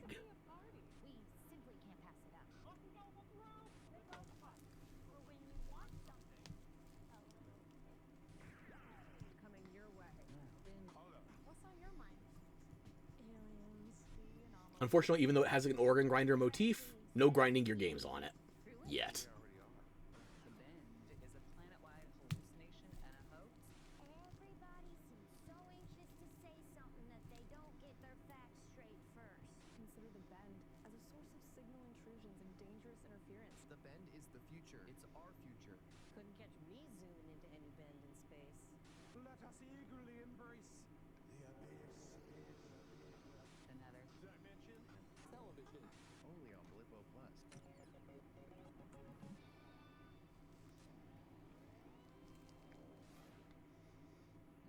All those games have looked Okay, so I don't know what I was looking at there, but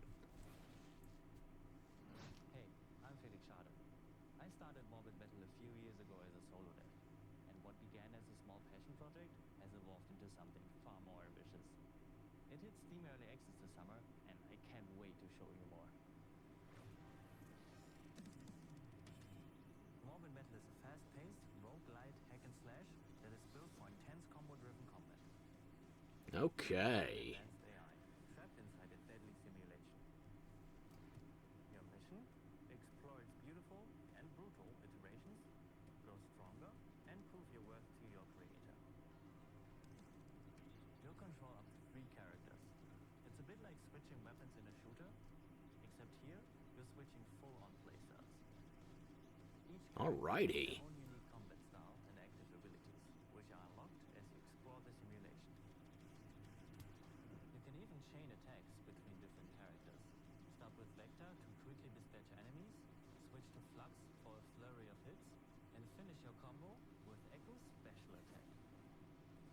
Mastering each playstyle will be essential, as you'll face a variety of powerful enemies, each with their own attack patterns. It's not quite sword, trick, sword, trick, sword, but You'll face powerful I can dig These this. are dramatic, high-stakes encounters designed to be tough but rewarding.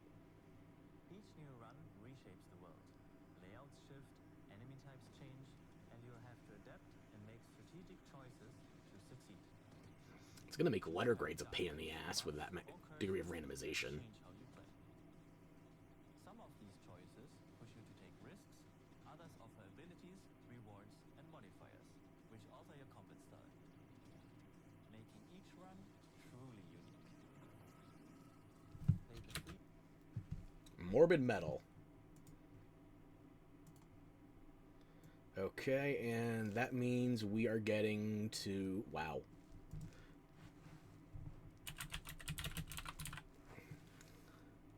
The demo is still live for this, too.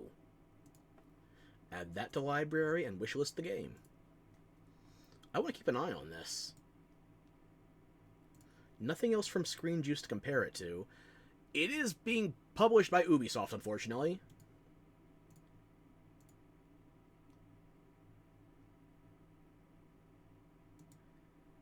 But yeah, that brings me up to 3 games I care about from the conference so far. Don't get me wrong, I've wishlisted more than 3 things, because I want to look into them more.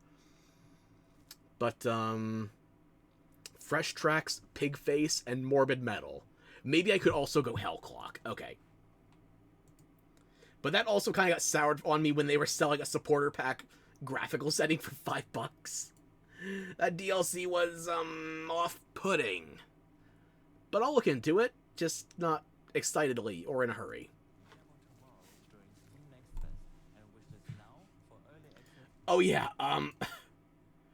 they did not make that early access date, by the way. It's coming soon. TBA.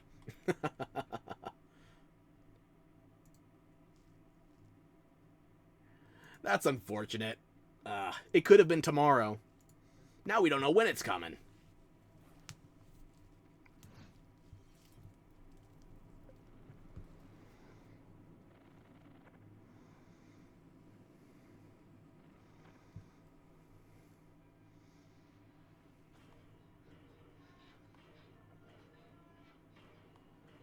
So we're talking Celeste or what here?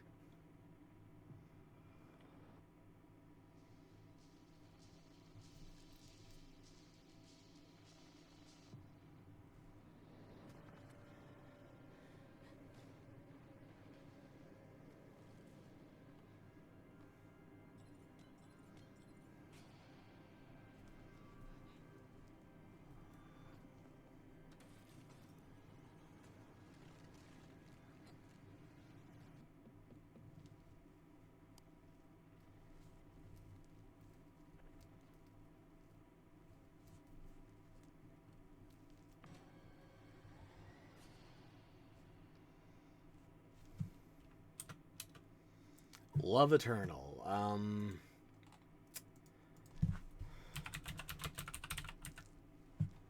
I don't think this one is quite hitting, unfortunately.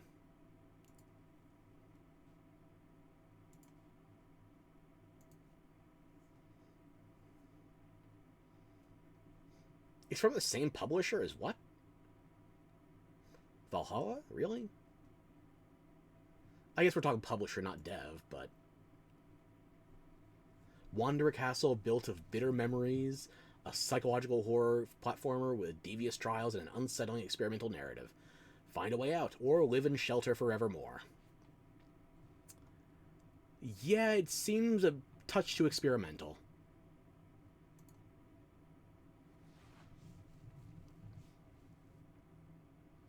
Peggy 3. A bus simulator? Please don't be.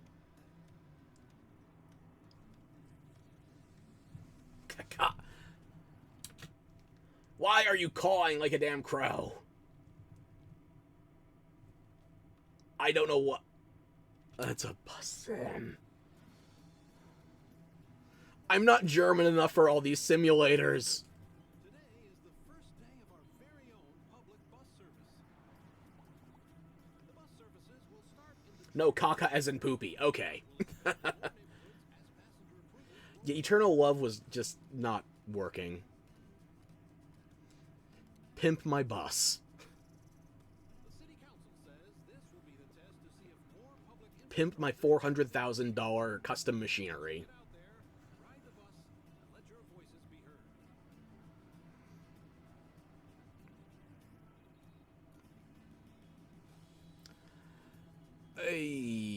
Yeah.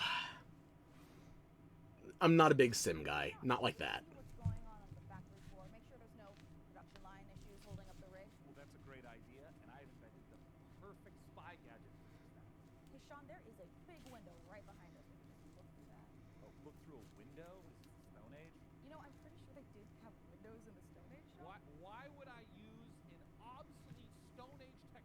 when the wristwatch I invented is capable of tracking my steps and hacking into any camera system on the planet instantly. Okay, that's actually really amazing, Sean. Well, I'm glad you like it because I took the liberty of making a Mika model a gift from me to you. Here, tap on the icon and you'll instantly hack into the warehouse cameras. Okay, Sean, this is a little bit much. Wait, I have to make an account to use this? Well, it's a free trial for 7 days, but then it's only $9.99 a month after that. What? And look, two-factor authentication for safety. Sean, this is and now I have to connect my Steam account? It's plot vision as a service. The worst thing is that's not even a bad deal. Everybody wants an account and everybody wants a subscription now. I've heard worse numbers thrown out for less shit.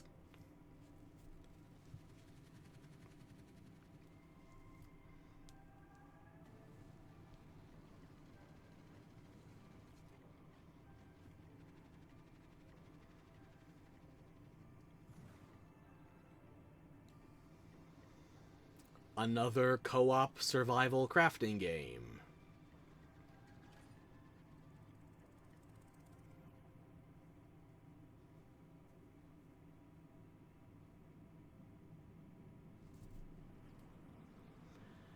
Atmosphar, keep that far away from me.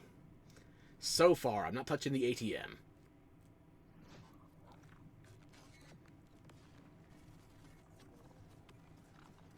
No.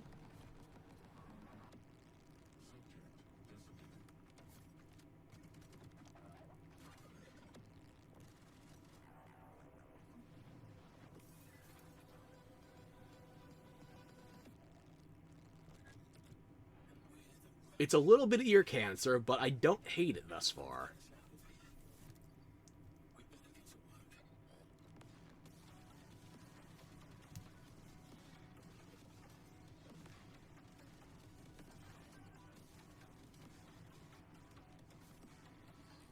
Was that a Twitch loot box? Hang on. That certainly looks like a Twitch icon at a glance.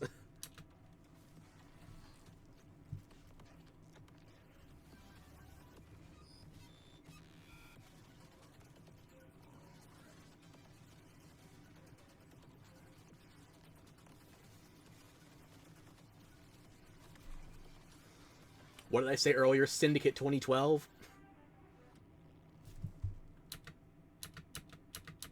Voidbreaker. Should be out tomorrow, assuming it didn't get delayed too.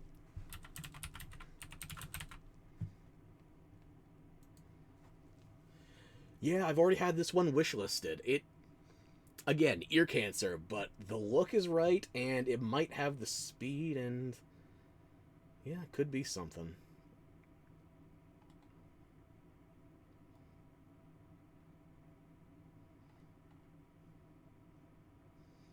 The release date is today, by the way, August 19th. I guess 20th was them accounting for time zones. The game is out. We got another one!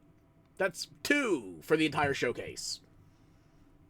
2 games that have since come out that I'm actually more than slightly give a shit about. Huh.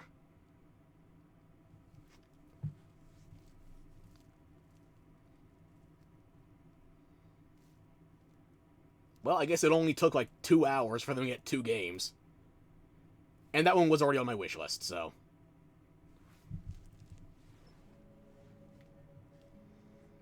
We're up to 4 games.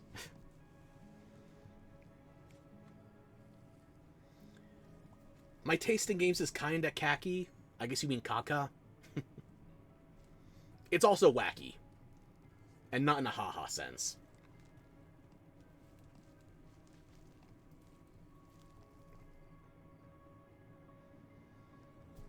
No khaki? Khaki's the cute form of caca. Okay, I'll take it. I'm shit, but I'm cute, like a pink swirl.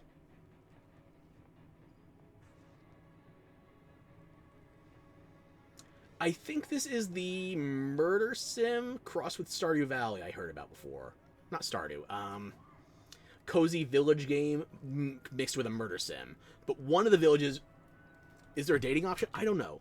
Because if this is the one I think it is, Grave Seasons, if it's the one I think it is, it's just like a standard cozy village town simulator, but one person's a murderer, and you don't know which one, and it changes with each playthrough. If it's the one I'm thinking of.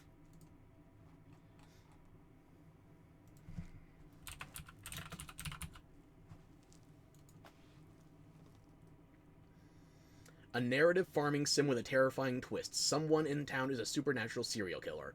Farm, romance. Okay, there you go. You get your romancing. And investigate your way through the unsettling town of Ashen Ridge. But hot characters. You get your romance, fine. Coming out next year, theoretically. No demo, though. You know, it's about time someone made a cozy life sim filled with supernatural horrors, just like my everyday life. And of course, Cozy with murder. This is peak white girl bait. Ever-present danger of murder. So, this should hopefully scratch your itch. And Grave Seasons isn't the only world premiere horror game we've got for you. Feast your eyes on this. Dare.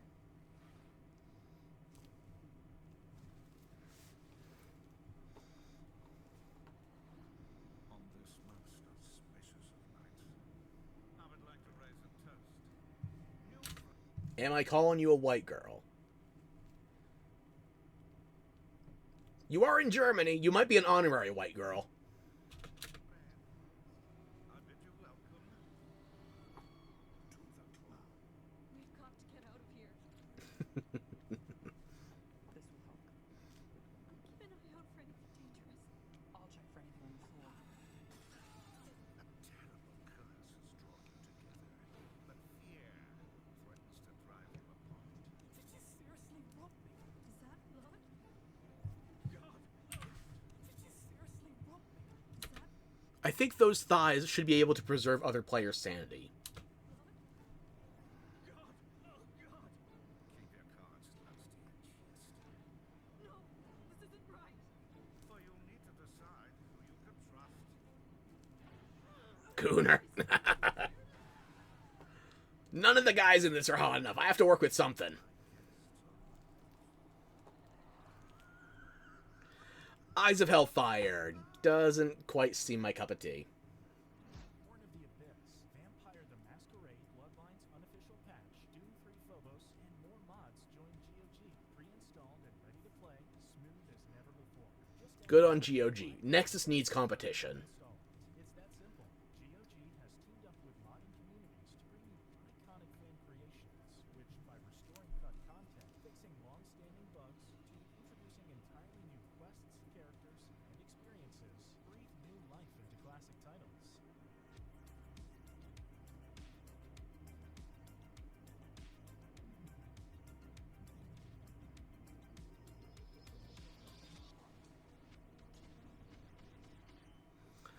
Sky Bolivian and Skywind. I shouldn't have hope. Get some fast food. Velocity noodles. Fast food at its best.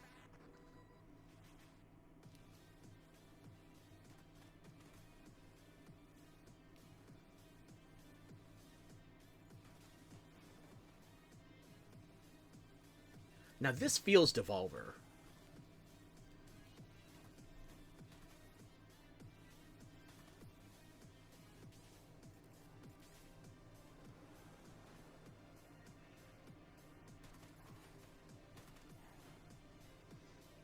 We get that merge function off of Tears of the Kingdom, alrighty.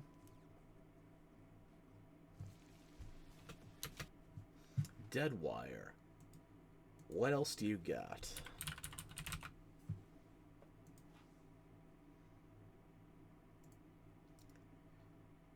Well, they're still theoretically aiming for next month, so I'll give them credit, but, no demo, and Shotgun Anaconda.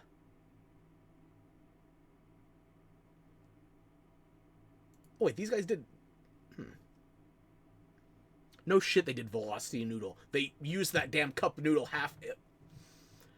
They used it twice, like the bookend, beginning and end of the trailer. Yeah, of course it's Velocity Noodle. No shit.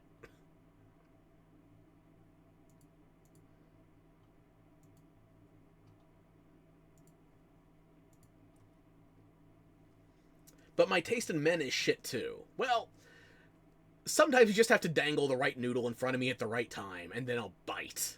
Unfortunately, I have fangs.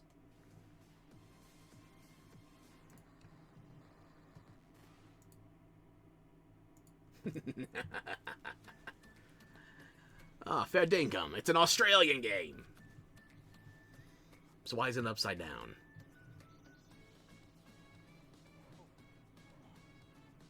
Can we declare war on the emus?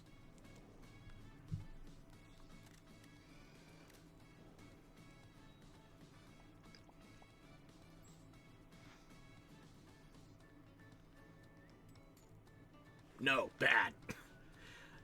Fine, I won't declare war. Can I just have hostilities with the emus?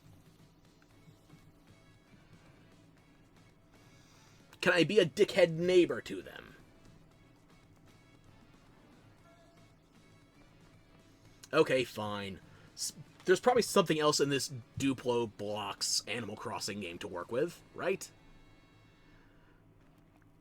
Ah, no. I may batter and fry them, though. Excellent! Kentucky Fried Dinosaur. Using my advanced spy technology of looking out the window, I think the rig is just about ready to boot up. Hey, Frankie, how we doing in there? I think we are just about ready to power this bad boy up. What do you think, J-Money? She's ready to roar. Sean, would you like to do the honors? Guys, I thought you'd never ask. Ugh. It's alive! That is some early 2000s CG on that wire. I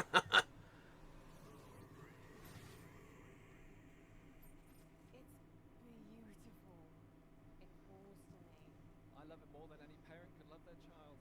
It's pastel. Kill it with fire. But in this case, I'll allow it.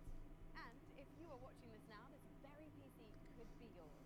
Mika, what do they need to know? That's right, you could How dare I? Pastels are fine. I'm just being cheeky. AMD-powered gaming glory. All you need to do is follow the link below and fill out the PC Gaming Show survey, and you will be entered in 2 months too late for this, by the way. No shit. Myself, but I am public enemy number 1 in 14 countries. I'm not about to add another. So, head on over to pcgamer.com/survey now. Get your hat in the ring. Bonk away. I'm still gonna be glib. more games to show. So let's take a look. I feel like we're close to done. Oh, less than, or just over 10 minutes. Okay.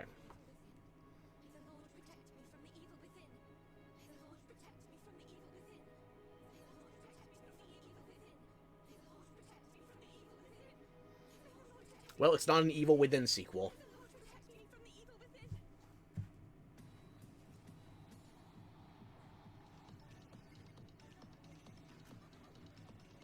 This is still Void Martyrs? What?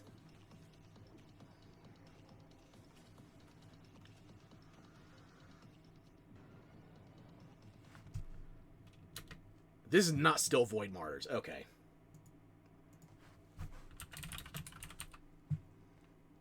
Void Martyrs has a free demo. Had. Motherfucker.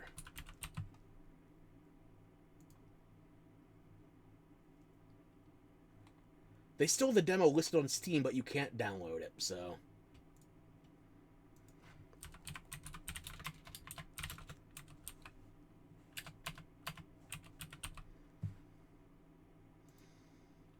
But Clover Pit has a demo.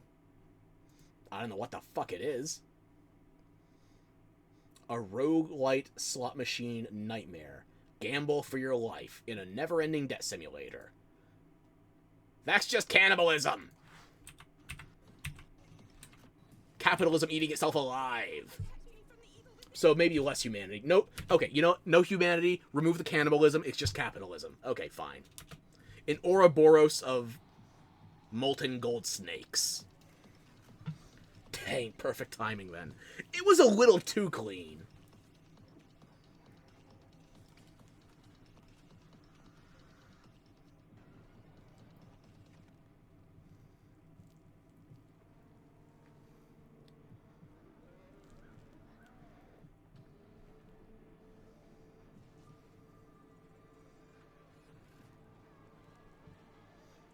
Please, sir, I want some more pixels. I don't think we actually saw anything resembling... Oh, so we're looking for...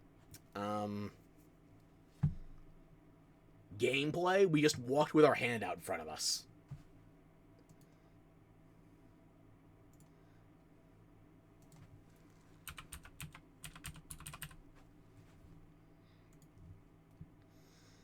Longing for light, a sunless world begins devouring itself. Every step shifts the landscape beneath you as you search for what remains of her.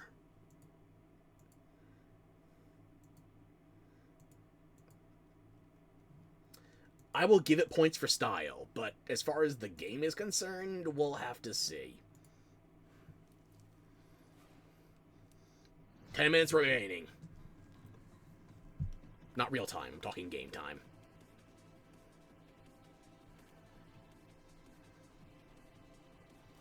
That magazine pisses me off.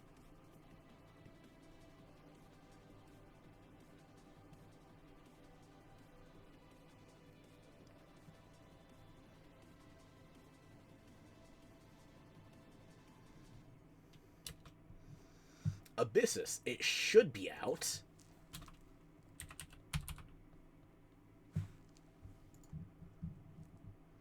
And what do you know? It did actually come out on time.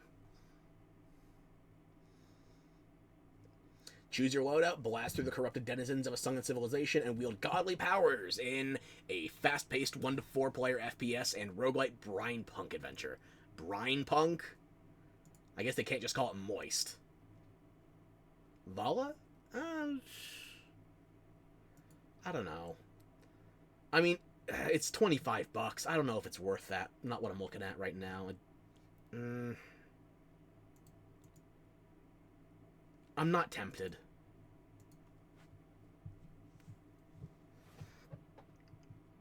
We're Play Fusion, a studio done playing by AAA rules who still believe games belong to players. Descendant is an FPS capture the flag reimagining where strategy collides with chaos.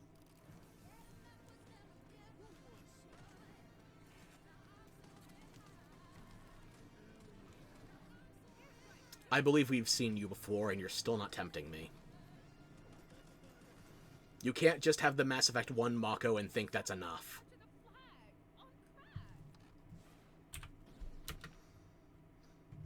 If you had a second S in Ascendant, you might have tempted me. Especially with that angle.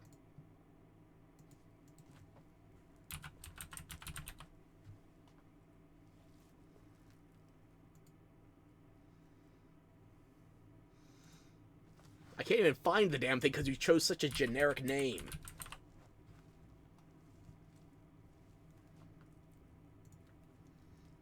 Here we are.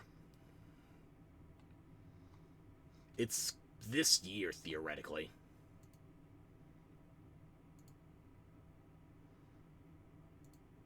Oh boy, you also made Lightseekers, a card game I never played. Not a glowing endorsement.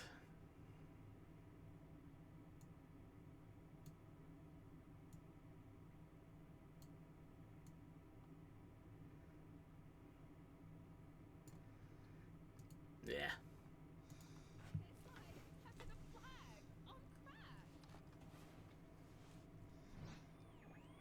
Not as gay as Capture the Flag on Crack.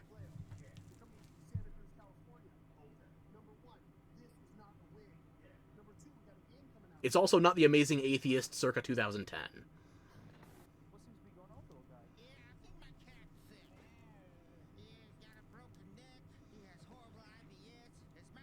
Did Meat Canyon work on this?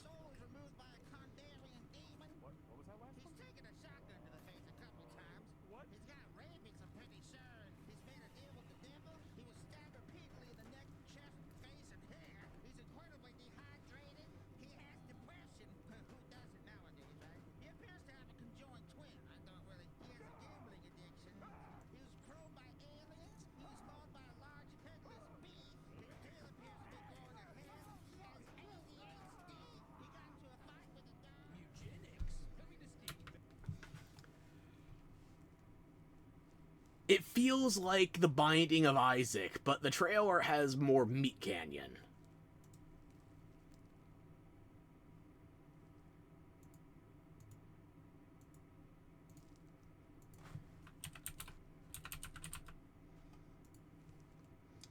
They're still aiming for February next year.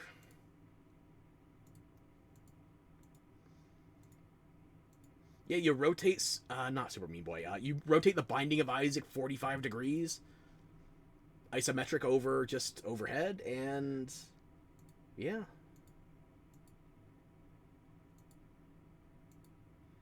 Seems like there's more RPG elements to it, more like long-term customization versus Isaac being more individual run dependent. But I like Binding of Isaac. They seem to have the humor and the gore on some kind of... They seem to have some kind of plan for it, so... I will give it my wish list, and I will look into it another time. It looks not terrible. Magnificent games and a magnificent gaming PC that you could win. Once again, head over to pcgamer.com/survey for a chance to claim the win.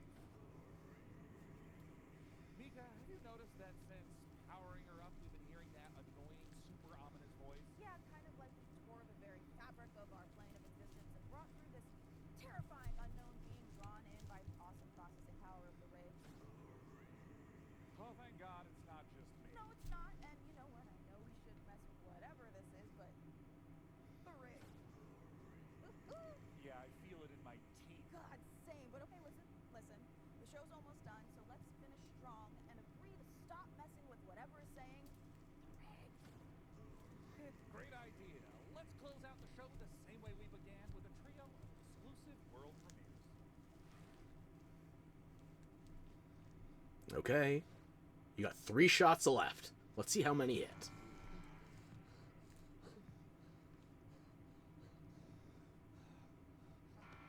Mason, 34, former surgeon at Westwood Hospital. You've been brought here to perform a surgery.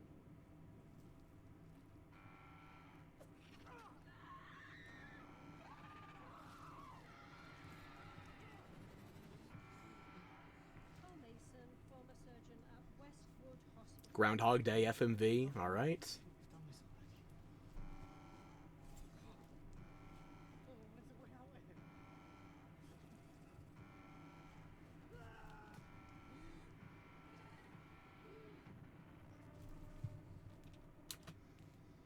I gotta be honest with you, I haven't played an FMV in years, but... Who's doing this one?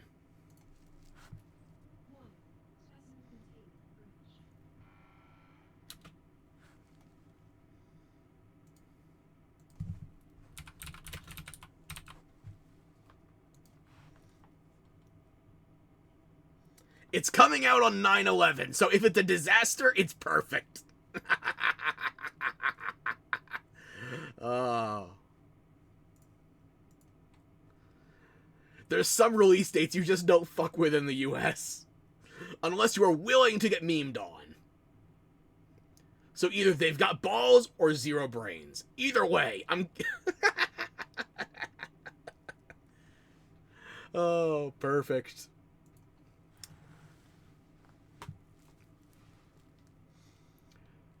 So is the next one on the anniversary of a terrorist attack too?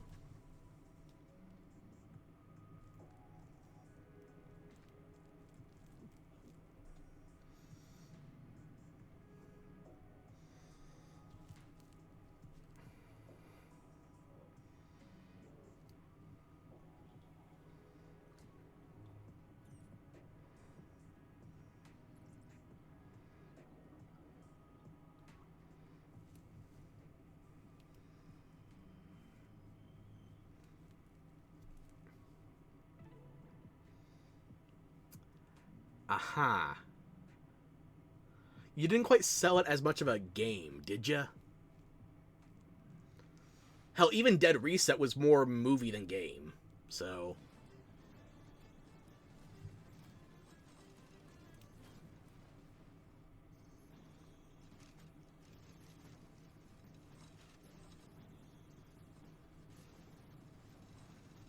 Ah, Katamari Damacy, but you're eating mobile architecture.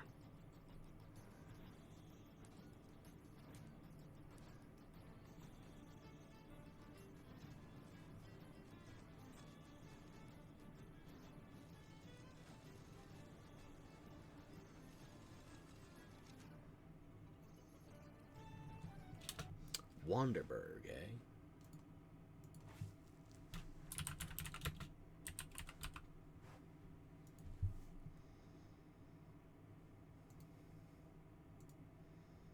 Randwork. I have no idea what else you've done.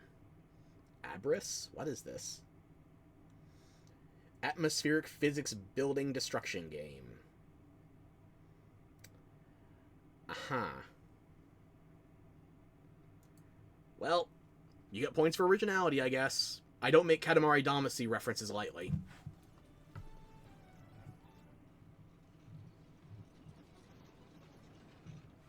I don't know if you're up for the task, though. What a spectacular show that was! The games, the rig, the gadgets, the non-lethal electrocutions, the thermal paste. Oh my god, the thermal paste. And speaking of gadgets, we've got time to show off one last little invention of ours. Is it a game I'm interested in? Inside this keyboard is a Gotta go? Alright, Moore. Hope you have a good time. Thank you for hanging out as long as you did. I will hydrate. I'm glad we had ya. Crack it open.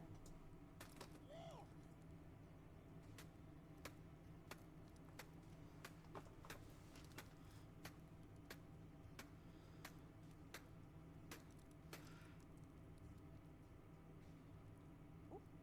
Yeah, this is just a normal keyboard. It's Jim's from accounting. Fuck Jim. Poor guy can't catch a win, and this soon after the divorce. Oh, a reminder to everyone: thermal paste isn't food.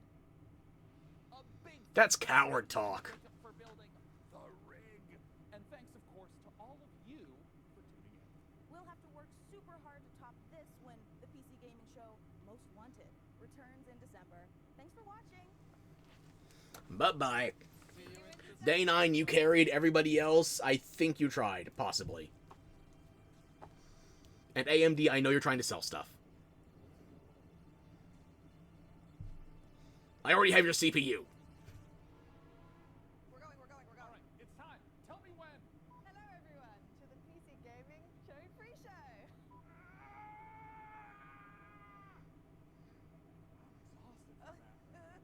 Trust me, do not want to miss it. Just what I like to hear. Oh, hi Mum. I'm currently on set at the moment building a PC. It's alive! You went like this. Oh yeah, jiggle the cha-chas. Mardi Gras! I'm currently on set building a PC. There it is. Oh, I'm a monument to vanity. Hurry up, we don't have time! Mum, I'm filming right now. Seducing you. Are you aroused? I know how to read words. I went to college. Whoa! There it is. During some... Let's go down to the top. I inhaled my spit. Better hurry up. It's starting to hurt, my guy. I can hear you, and so can the rest of the crew that I'm currently filming with. Let's take a look at our next game. That's a good take. Were there good takes on this one? I feel like Future Games actually had a stronger overall showcase than PC Gamer this year. Pacific, but... Oh, it's on the end of this. I'm ready. Hi, viewers of the PC Gaming Show 2025. Just get ready. There it is. Incredible. Bye. That might have been my greatest take of all time. As far as the greatness of this showcase is concerned, I think Ultra Kill Update got the top spot for me. Because it baited me. I thought it was going to be a whole separate game, but no. Ultra Kill, it's been a month and a half since we got any news on that update. I'm hoping we hear something soon. We have a new Ponkel game. And they're dirt cheap as well, $4. Let's see, what else really stood out? Voidbreaker. Again, it's a little bit of ear cancer. Dead Reset could be good, but we've only seen a little bit as far as the FMV side of it's concerned.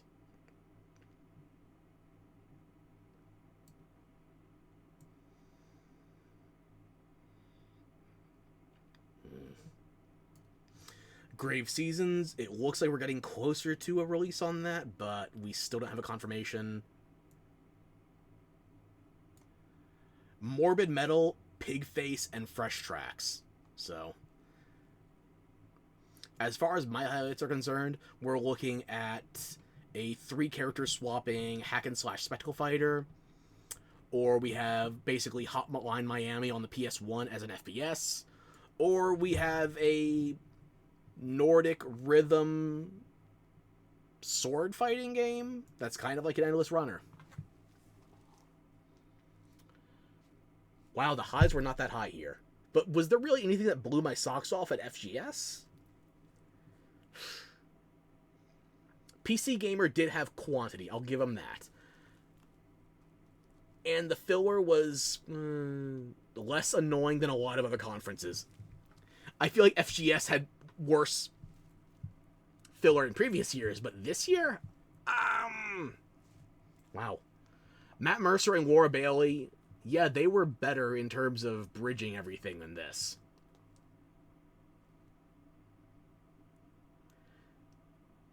I actually have to give points to FGS over PC Gamer this year. And Devolver Digital, I have to knock down, because Devolver, they wanted it all in one game, and they did not have the comedy to back it up.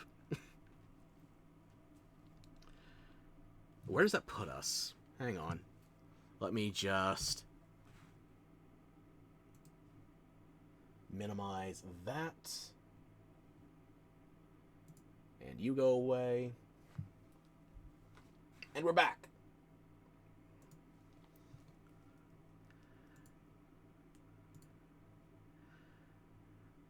So I do believe I have a note here for all the conferences we covered.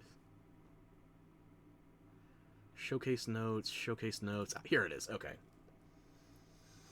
So we covered the State of Unreal in its entirety. We were originally just going to do that for the Witcher Showcase, but we ended up going beyond one tech demo. The Sony State of Play, which was not technically a part of SGF, but it was right before it.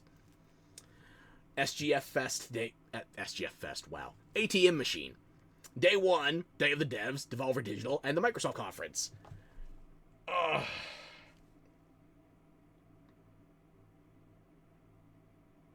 I'm not going to do a ranking. I'm not going to do a tier list or anything like that. But I do feel like Sony avoiding it as well as Nintendo avoiding it. This SGF was overall a fairly meager showing. But don't worry, there is one thing that I said I would show you previously, and I did not forget. This was very early on. I believe it was the second day of SGF Reacts. And I said I wanted to go back to this video because they were trying to show off technology, and I feel like this was more impressive than anything they were showing off. So let me just bring that back. And here we are. I'll mute myself. I'll get myself out of the way, too.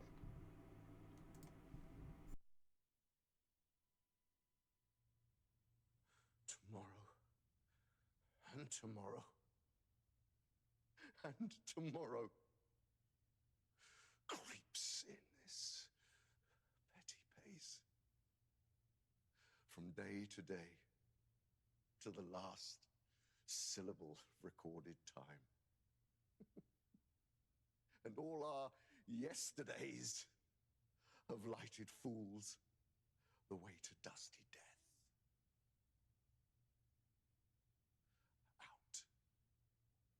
Out! Brief candle!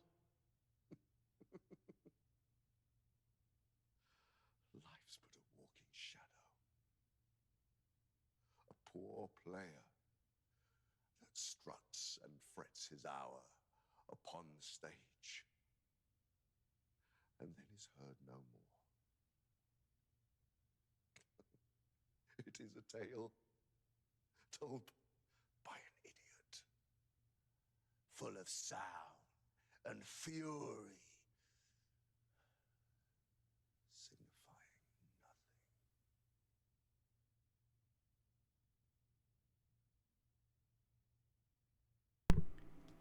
So yeah, anytime anybody tries to show me some face tracking tech, especially from the Unreal conference, I feel like the bar is here and they still have not reclaimed it. And keep in mind, this was the GDC of 2018, 7 years ago. I am not...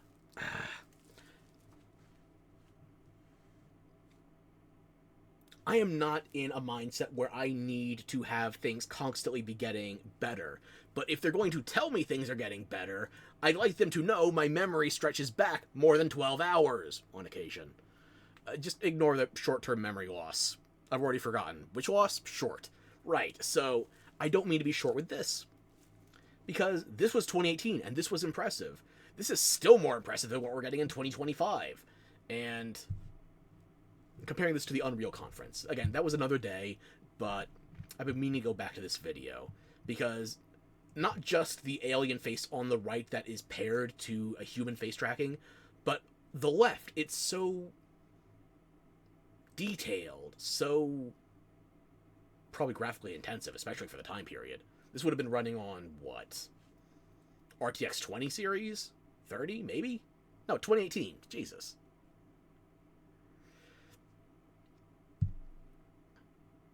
And this was supposed to improve motion capture. This was supposed to improve the realism, air quotes, in face tracking.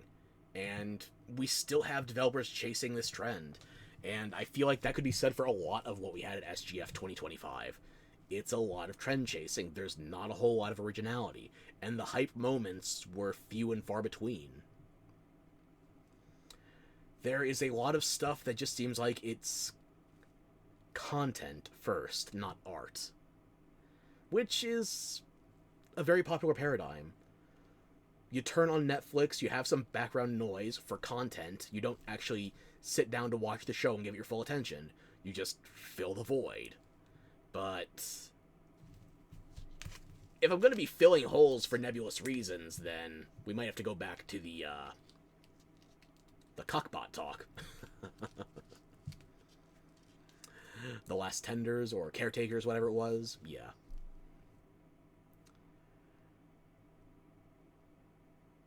But I do think SGF had enough material that we were able to justify covering it over the span of about 2 months. I don't like having it spread out that much, but ultimately the reason I did this is because I have my hands busted up at the moment and they're stuck in casts. So I don't like doing React content that much, but if you enjoy it and you want me to do more, let me know what you want me to react to, what you want me to cover, and I'll do my damnedest. I do try to bring some level of insight here, or at the very least entertainment. If you want more React stuff, let me know, and I'll try to work on it. I am trying to fit more games back into the rotation, but I'm still going to be stuck in this cast for... I might be able to get one of them off, but I have to go back to the doctors to get confirmation.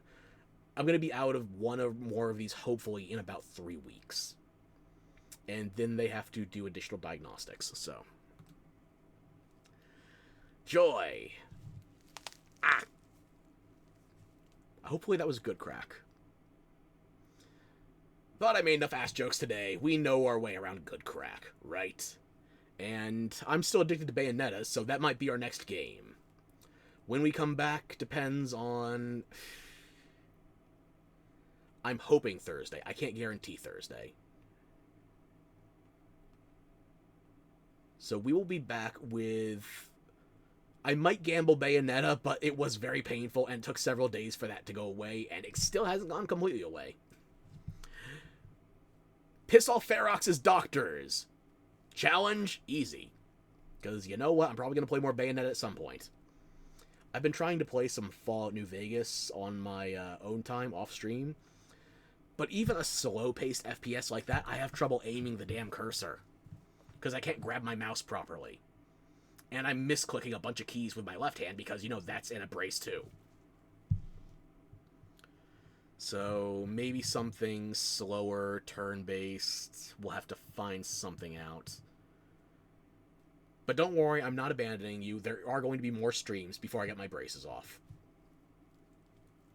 Maybe next time they'll put braces on my teeth. Welsh ancestry and all. Circus is inspiring me to reconsider, but let's not go mental over dental, shall we? God, this tech showcase was good.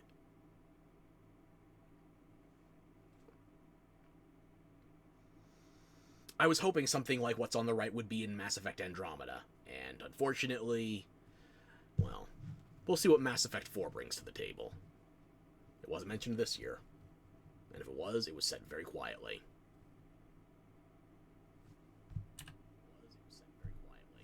Ah, no, wrong window. That echo's going to be infuriating in the VOD.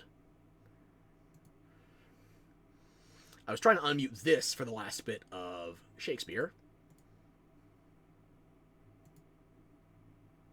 Fury.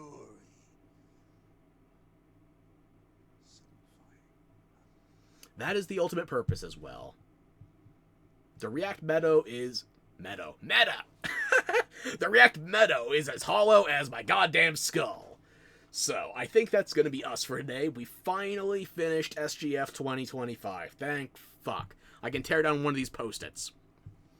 The other ones I have up there are for the emotes. I still can't draw because I can't hold a stylus right now.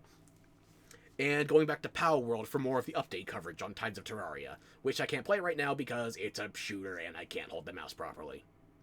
Or move properly because, you know, left hand and right. You know what? I'm going to have to find a game that I can play with just chicken pecking. So I think it's time I released you from my bird brain, but thanks again for hanging out. Hopefully you enjoyed, and if you tune in next time for gaming, or if you have something you want me to react to, just let me know. I'm here for it. Well, I won't be in about 30 seconds, but neither will you, so... send something my way, or you come back towards me. Either way, I'll catch you later. Until then, have a good night. Ciao.